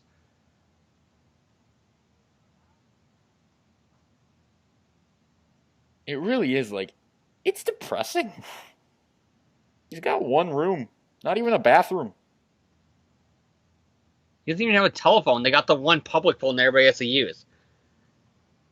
Yeah, it's like an old 1960s TV. Like, again, why wouldn't Aunt May tell... I can see maybe he doesn't want to move in with her because he wants to prove he can do it on his own. But why is she so okay in this house? And here's the only one of, like, what, 2 scenes Aunt May's in this whole movie?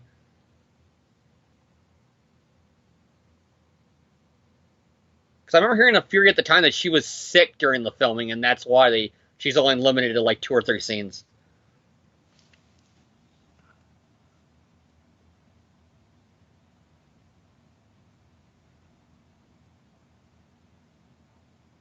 You see, James?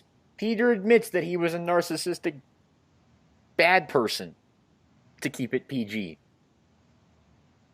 Yeah, but I think he means the black suit and him being a dick from that, so I don't think he means his relationship drama that had nothing to do, Because I can relate to Peter. I'm sorry, I was that guy at 16 who was like, what the fuck did I do? Yeah, I was... And other man, John, you had girlfriends before. There are moments where your girlfriend's mad at you, and you still... Even after breakup, I'm trying to think back to those days, and I can't even remember why was she mad at me. Like, what did I do wrong? Yeah, it's like I will admit, like, here's the thing. I'm sitting here all high and mighty, and I'm like, I've probably made everyone. I've never hit anyone. I've never made that mistake. But yeah, it's like I've made mistakes before.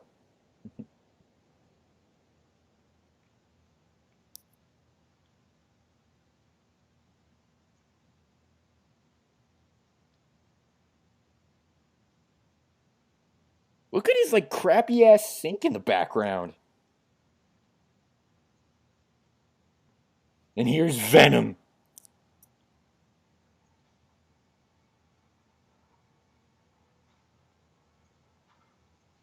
Here's the scene I made fun of a few weeks ago on the podcast. Sandman just throws him against the wall and walks away. That's all in the theaters. Here's another big problem that I got against this movie. Venom talking singular.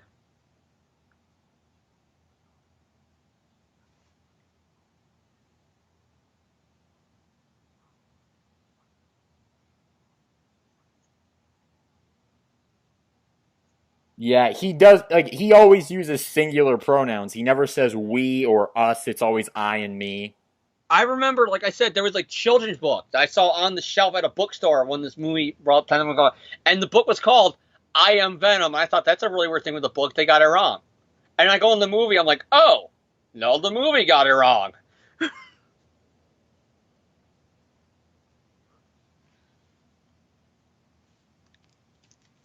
Peter, maybe you should stop creeping on the woman as she's like, I don't know what I'm she's like doing. waiting for him to show up with the boombox.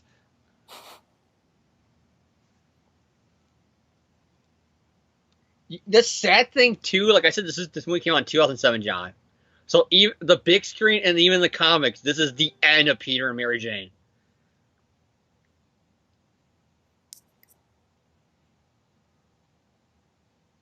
In a lot of ways, it all started here with Spider-Man 3. Now I gotta admit, even though the change happened, it's no longer Gwen in this moment. I love this because it's almost kind of homage to the comics with Venom scaring her. And it sets up the whole Venom, how the black suit can change its look. I kind of want to believe that Mary Jane is like when she gets kidnapped by Brock, she's like, oh, not this crap again. I don't think she ever saw Eddie before, so as far as she knows, it's just the guy saying where to. Well, I know it's Now, just like she's getting kidnapped again. And if you notice, the cop cars there, you know what they say? What? They say ESU. They say ESU. Recently seen in a brief stint on Broadway. Now, I gotta ask you, do you think that this would have been better? His eyes are really blue in that shot. Do you think the scene would have been better with Gwen? Or do you think they made the right choice by MJ? They made the right choice. It would have made no freaking sense if it had been Gwen. How would it not have made sense with Gwen? Because Peter doesn't love her. At least not to the... It would not impact him. Why would Eddie go up against Spider-Man's ex-girlfriend and not after the woman who he feels jilted about, who was dating Peter Parker? Probably because the symbiote was bonded to Peter. But you set up that Eddie's obsessed with Gwen. Why wouldn't he go after her now that he has the power? Because he wants to destroy Peter Parker, and the symbiote lets him know that... Who's dating Gwen as far as he knows? But then, of course, the symbiote could possibly... I do love how it's the 90s logo. You could possibly say that the symbiote relayed information, like the Spectacular Spider-Man cartoon, we know who you love the most. It's like, that could be what happened here, and it's like he loves Mary Jane the most, so Eddie went after her. Yeah, but I always said I read the script, or at least the idea of what they were going to do there, and I still say I like the idea. Because it was going to be Eddie creepily going to her house, sniffing her underwear and her clothes, and then he finds her father's file about Flint Marko, and then explains how he knows the fuck about Flint Marko. And then Gwen comes home, he jumps at her as Venom and takes her, hey, it's Two-Face. And then he takes her. Because I feel like I agree with Kirsten Dunst. It's like for a third time Mary Jane gets taken and nobody in New York bats an eyelash to it. Maybe we should investigate the people that this woman hangs around. Exactly. You know what I mean, though? It's like, I can see her point. Like, It didn't make no sense to me even for it to be her. She said, I And think. here It we was like, here literally a year or two before, then the same shit happened to her. The same redheaded woman is the only people who gets kidnapped in New York City, and nobody questions that. So if it was Gwen, so you at least had something different. Oh, and here's the scene that, obviously pisses everybody off. And like because I said, it's like how movie should have ended had the best quote ever from Harry in their parody of this. You are so fired. Look at my face! it's like, why did this guy never say anything? It's like it's clear that Sam 5 Raimi. years between 1 and 3, theatrically, and he hasn't said a word. It's like it's clear that the script writers had no idea how to fix this at this point. It makes him look evil. Because he knew that both of them are goblins and did nothing to stop them from murdering people. Look at James Franco's face. Like, even he doesn't buy it. He's like, this is such BS.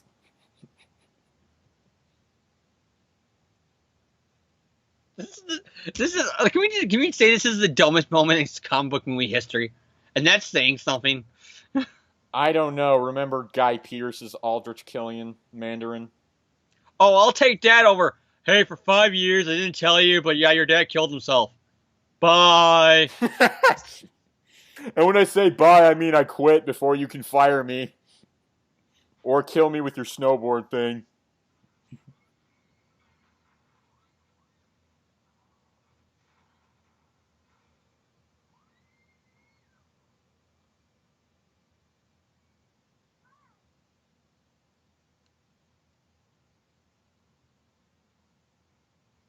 I love the theme music as he swings in. It's like Spider-Man's back, baby. How do you feel about the fact that for a third time in a row they had the whole America fuck yeah moment here? What's wrong with that? I don't see a problem with that. Well, some people got mad because it was overly patriotic again with him. And they said the first movie made sense because it was the first big New York movie after 9/11, and here it was like they were like scraping and like, oh, remember 9/11? And that was the complaint a lot of people said, so I just wanted to get your opinion. Because I know a lot of people who hate the flag moment because they said it was them ripping off 9/11. Or making light of 9/11. You can just tell, like, at this point in the movie, like, I mean, no offense to Kirsten Dunst, but you can just tell by her acting that she's just completely checked out at this point. She's checked out because she was told, you're not going to be in the ending screaming for Spider-Man doing big stunts. And what is she doing? It's like, you could just tell, like, you could even, like, when she was shaking in the car, she was, like, barely shaking. It was like, oh, you're not happy at this point. That is a great quip by Venom. The whole, oh, when he's touching her and he's kind of, like, looking down her skirt, he's like, oh, my spider sense is tingling, if you know what I'm talking about. See, because even here, he's still obsessed with Gwen, so why isn't it her? And then, of course, James, we also have the thing of Venom continuously pulling his face back to reveal Eddie.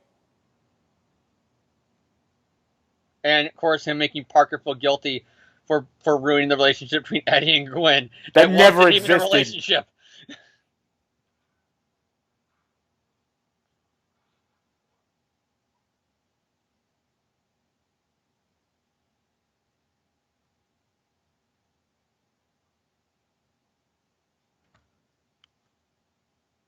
I like the fact that, like they said, how they made it when Eddie's Venom, how the webbing is like barbed wire. James, what do you think of Venom screaming like a banshee here? It fits.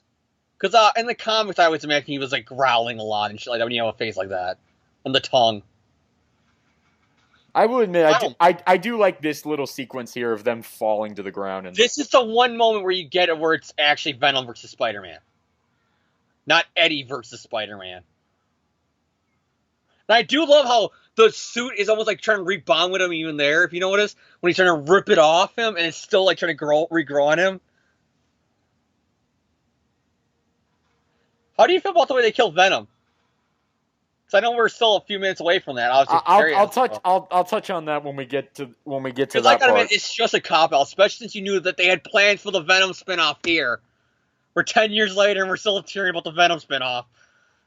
I still remain convinced that that's never happening. Well, look, they started teasing it here, John. And and the guy blows up. And here's what I'll say. You don't need him. He shows up, and I remember being in the theater 3 times opening, and even then I was like, he's not needed. And here's the thing, even like when I was 10 years old, this whole ending fight scene of, what's happened so far and what's going to come up, I thought it was the greatest fight scene I'd ever seen in my life. Yeah, but you know what I mean, though? Like, Sandman ruins it, because it's like, oh, hang on, Mary Jane, he's fighting Venom, you're really invested in Spider-Man versus Venom, and then here's Sandman. And I remember the first time I saw it, I was thinking in my head, oh, fuck, not him again. Like, I forgot he was in the damn movie. I love how Venom just comes out of nowhere and just kicks him right there. I love this part where With Venom... the theme song playing, like the heroic theme song, and then Venom comes out of nowhere. I honestly just Sandman should have gone. I love this moment. But you know, it didn't happen because Raimi didn't give a shit about Venom. I love this Venom was not going to be the main villain of his own movie.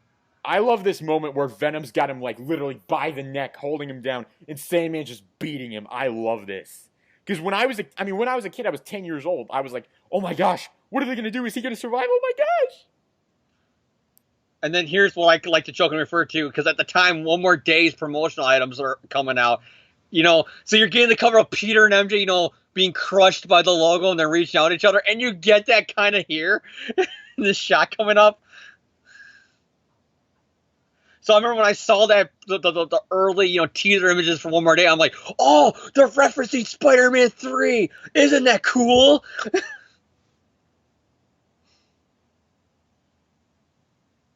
I remember just, like, I was, like, on the edge of my seat at this point when I was in the theater. I wasn't, because I Sandman wasn't needed. And then, boom! Because did you ever hear about the Comic-Con quote that Sam Raimi had to promote the movie? No. He goes, yeah, I was never a fan of Venom, and Avi Arad really wanted me to use him, so I used him in the movie. But after filming the movie and studying the character, for writing him in the movie and stuff like that, I realized the brilliance of Venom and what Todd McFarlane and Dave Michelinie did to create the character, and I can probably say that I'm probably the oldest and the last Venom fan. I'm the newest and probably the oldest Venom fan. And he got a huge reaction, and now you hear him in interviews like, I never gave a shit about the character. Well, I mean, so it's kind of weird. Like, what was he supposed to say? Oh, yeah, I made this movie with this character that I hate. But it's so obvious how Sandman should have been the character you pushed out of the movie. Instead, it's Venom. The third most popular Spider-Man villain is pushed back for a villain that nobody thinks about. I will say that I love that, Peter and Harry team up here, a good bookend to their story. That's the only reason why I think they kept the whole 2-villain, or 3-villain if you count Harry technically.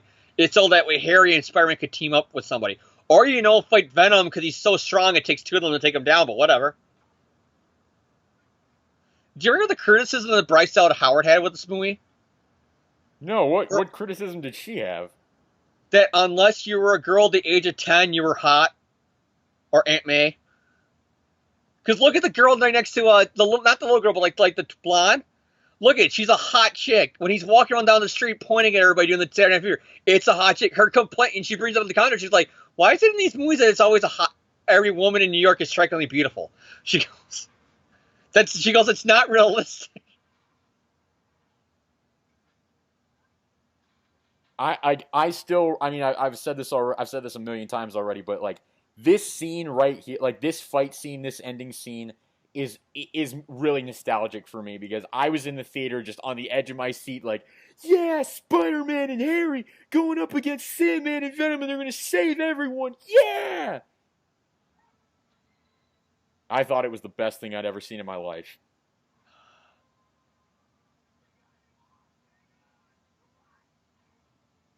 Hang on to what? You got fucking spider grip shit to climb on walls, Peter. You hang on to everything.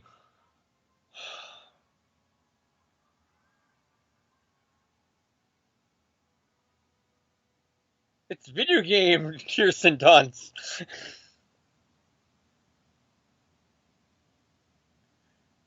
That's the other thing I didn't really like about the Venom thing with the movie, though, is that it kind of like made it was all forgiven for Peter. Like, all of New York sees them fighting a black suit Spider-Man. So all of New York thinks, oh, it wasn't Spider-Man being a dick in the black suit. It was Eddie Brock dressed up as this freak.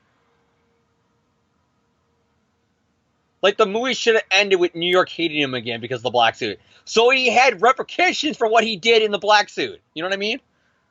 Yeah. But then again, He had consequences. The whole theme of the movie is forgiveness. That was Sam Raimi's whole thing. Did you ever hear what Raimi's plan was for Spider-Man 4 was going to be? I've heard 100 million different things. I don't know which one of them is true. Well, the one that recently came out, I think it was like in the Sony hack email thing from a few years ago, was that they were going to have Peter and MJ still together, and it was going to be like a loveless marriage where they hated each other because of the events of Spider-Man 3 ruined their lives. And so when I heard it, I'm like, thank God you guys didn't make Spider-Man 4. Because that's not the way I would have done it. I love this when Venom just grabs him like that. Yeah, it's like, that's perfect. And of course, he should have been in the movie more. And it's Spider-Man 3 should have been literally Spider-Man versus Sandman. Peter takes out the black suit in the church. It bonds with Eddie. End the movie. Third movie is this. I mean, the fourth movie was this.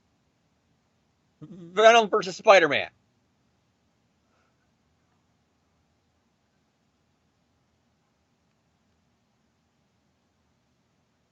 But you'll lose yourself. See, I don't like this because the whole fact that Eddie dies. Because my whole point was you're setting up Venom spin-offs.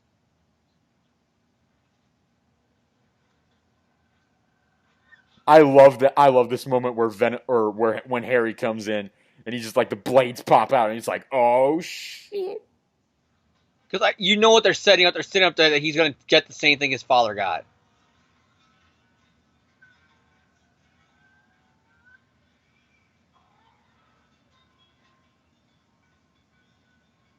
Here's me remembering an earlier scene in the movie, number 5 in this climax.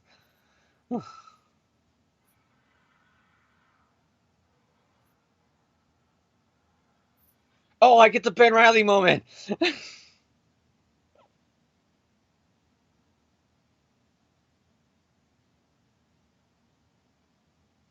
Hey, James, I think I finally figured out the Osborn's problems in these movies. They get impaled in the chest? They need to stop putting blades in their gliders.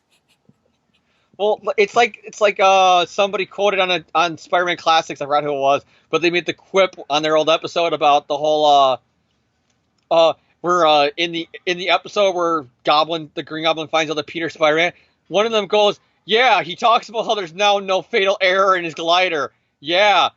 It would be a shame if you killed yourself with a fatal error on your glider, Norman.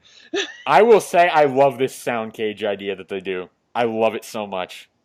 And that's where it should have ended. Venom should not have died, especially if you're teasing a goddamn spin-off movie with him. Well, I mean, what else were they going to do? Well, how are you going to do a spin-off movie if Eddie Brock's dead? But how are you going to contain this symbiote? Look at the thing. The Sonic? Here's what you should have done, though. Peter throws the pumpkin bomb. He thinks the symbiote's dead. Eddie's still alive, and then there's any little bit of traces of symbiote left, it rebonds with Eddie.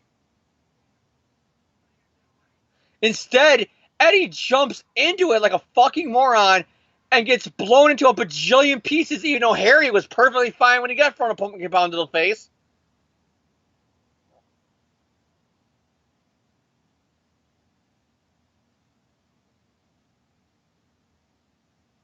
And I'd like to remind you all, the symbiote's a living thing, and Spider-Man killed 2 of them right now. Now, this scene. I hate this scene. Why do you hate it? Why? Because Sandman, gets no comeuppance at the end because he says, I'm sorry? Yeah, pretty much. I have a daughter. So I killed your Uncle Ben because of it. Bye.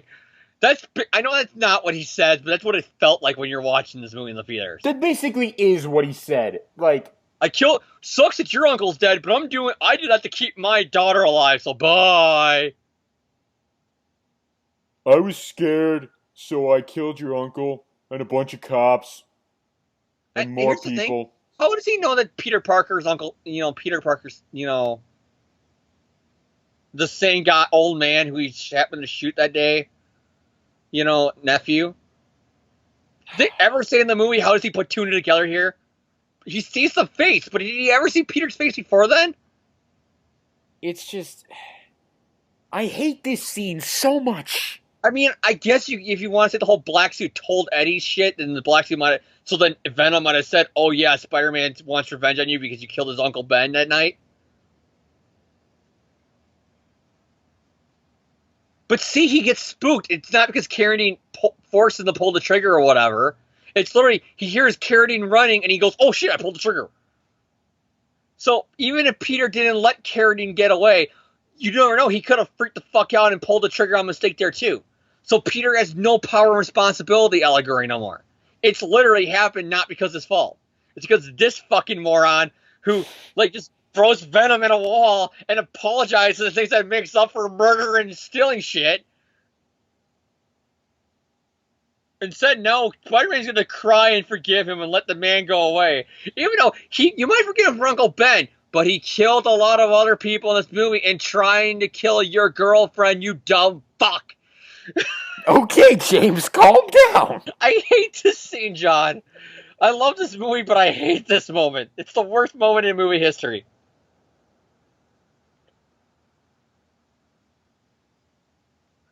It's the worst moment in superhero movie history. And that's saying something.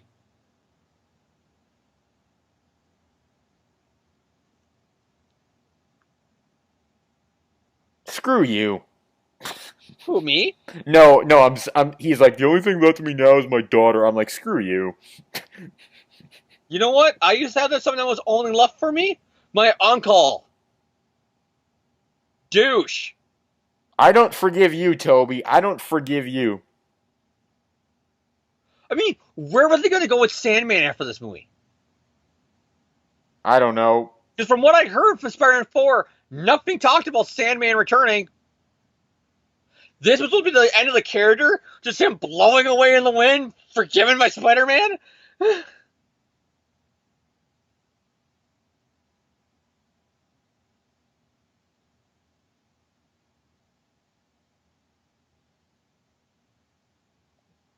It's the worst scene in movie history. Sorry. And then here comes the moment where they had to cancel the series. Because it's like, oh crap, we're getting rid of a major character. Ooh. Well, they can still get away with it. Because if Norman can keep on returning as a ghost, there's nothing that says Harry can't return as a ghost. I mean, because if I remember correctly, Franco was the only one, he was always only scheduled for a trilogy because the plan was always Harry becomes a goblin and dies in the third movie. So Franco was always said just in a trilogy. Toby had a deal, I think he talked about having 3 more Spider-Man movies after 1. So he was at least signed on to 4. Kirsten, I think, maybe had the option, if she wanted, she could come back for 4.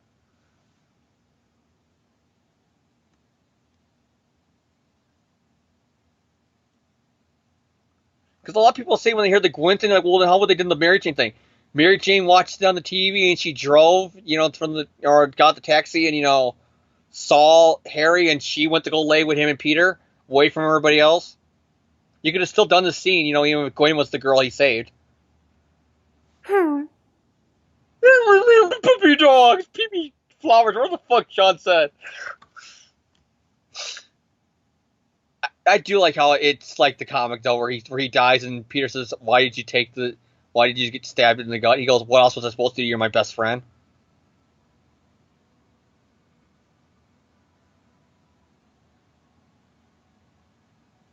And I do love how it's literally the same funeral scene from the first movie.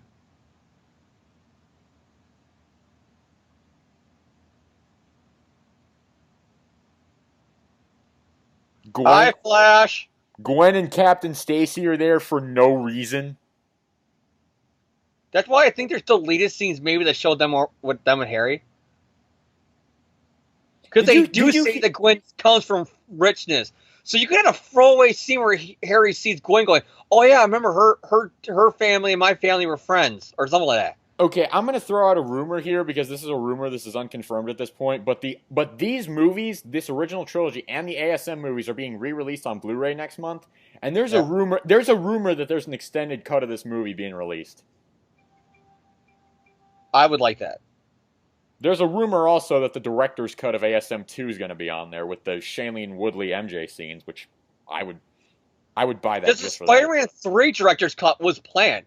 Because they talked about it when the 2.1 director's cut extended version of 2 came out, to promote 3. They were already saying then, yeah, we got the saying I plan to do this for 3 when 4's coming out. What obviously 4 never came out, so the 3 plans for scrap.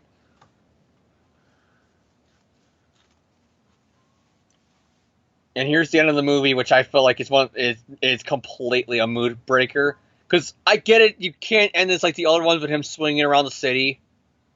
But it is kind of like, I forgive you, I'm sorry, bye. And this is how the trilogy ends. Granted, they didn't know this is how the series will end, but still.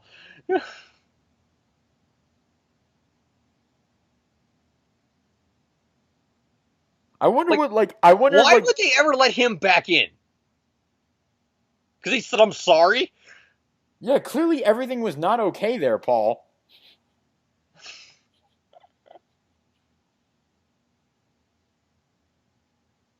Hey, isn't that the guy who... I do like how Flash comes back. This is a cameo in the background in the funeral scene. It's like, hi, Flash. So, because when you heard that he was going to be in the movie, you thought he was going to be a bigger deal in Spider-Man 3. Nope. Hey, isn't that the guy who punched her a week ago? Yeah, he said sorry, so it's okay now. He said everything's sorry and everything's going to be okay now, Paul. Everything okay here, Paul? Yeah, he's not punching her this time, so yeah. And oh, Toby's crying again. All right, there it is. Spider-Man 3. Final thoughts, James? I like it, but goddamn, the ending's the worst part, I'll admit. Everything up until the ending is where the movie loses me. Spider-Man 3... And I will say, the whole Spider-Man soundtrack from all 3 of these movies is amazing. Like, I like the song Single Fire. Spider-Man 3 for me, it's not my favorite Spider-Man movie, but it can be fun to watch. I'll always say I don't hate Spider-Man 3. I'm disappointed in Spider-Man 3. It's a when you watch it, you see that there's a good movie here. It's just that editorial mandates from Sony and Raimi and Avi Arad and Kevin Feige, and he's part of the problem too. You know, they're all fighting to get their shit in there. This movie had a lot of missed potential. It's like you could have done this amazing Venom story, this amazing Harry Goblin story, and then you threw Sandman in there, and it's like I always said, what I would have done. Spider-Man 3 is Tim in the black suit, setting up Harry getting the amnesia plot. Black suit. Then the movie ends with the church scene where Peter's ripping out he has that fight, kind of like Shocker is replaced from the animated cartoon with Sandman. And the black suit, coming out of Peter kills Sandman or something like that. And Peter's like, what have I done? You know what I mean? And then that causes and then pushing Mary Jane, that causes him to go to church. He rips off the black suit, it bonds with Eddie, sets up 4, and then forces Peter and Harry teaming up to save Mary Jane by taking down Venom. Spider-Man 3, not a perfect movie. Can be fun to watch, but... It's so weird that we watching a Sony Spider-Man movie before Homecoming, and I'm watching the credits right now, and there's so many... Assistant to Kevin Feige. Assistant number 2 to Kevin Feige. It's like, people forget, Feige was in on every Marvel movie up until Marvel Studios kicked up like a year later. Before then, he was part of Fantastic Four. He was part of the X-Men movies. He was a part of Daredevil. He was a part of Spider-Man. All right, but that's going to do it for the commentary, and that's also going to do it for this episode of the podcast. We don't really have anything else to talk about, so final shout-outs, James. Well, this is the 10th anniversary of Spider-Man 3 we're celebrating. But for the Markin household, there's even more important anniversary today, in May 5th. So happy anniversary, Mom and Dad.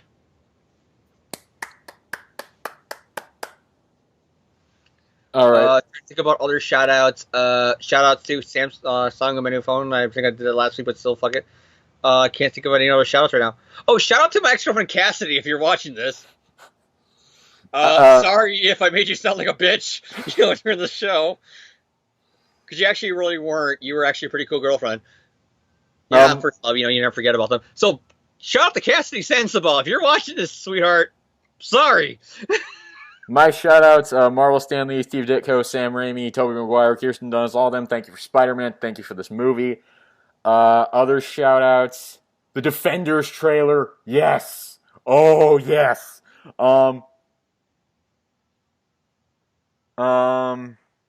Yeah, shout out to just Spider-Man in this time period in general. Because like I said, I really got into Spider-Man. I was in the 90s show when it was airing, on Fox Kids in the 90s. But it's during this this trilogy, and this trilogy's over. Let's take a moment to just say the Raimi trilogy is over here with this movie. And in a lot of ways, like I said, this is 2007. I'm finishing up my junior year of high school. Everything's awesome. I got a great group of friends, like Jared, Trevor, Zach, Kyle. Let's go on. All my friends I had, Chris, the other Chris. All my friends from high school. I had my girlfriend Cassidy at the time. I had a really great time in my life here. And it's kind of like, growing up, the end of, your childhood. Because you had that with this movie, with this time for 2007. Because this was during the height of my Spider-Man, and this is where the bubble burst. Because it's like Spider-Man 3. And then what was going on in the comics at this time? Back in Black! And then literally 3 months later, one more day. So it's like the beginning of the end of my love for Spider-Man. This is when it was at the peak of Spider-Man 3. And then this is when the Titanic started to turn towards the iceberg. All right, but that's going to do it for this episode. So thank you all for tuning in. We'll see y'all next week.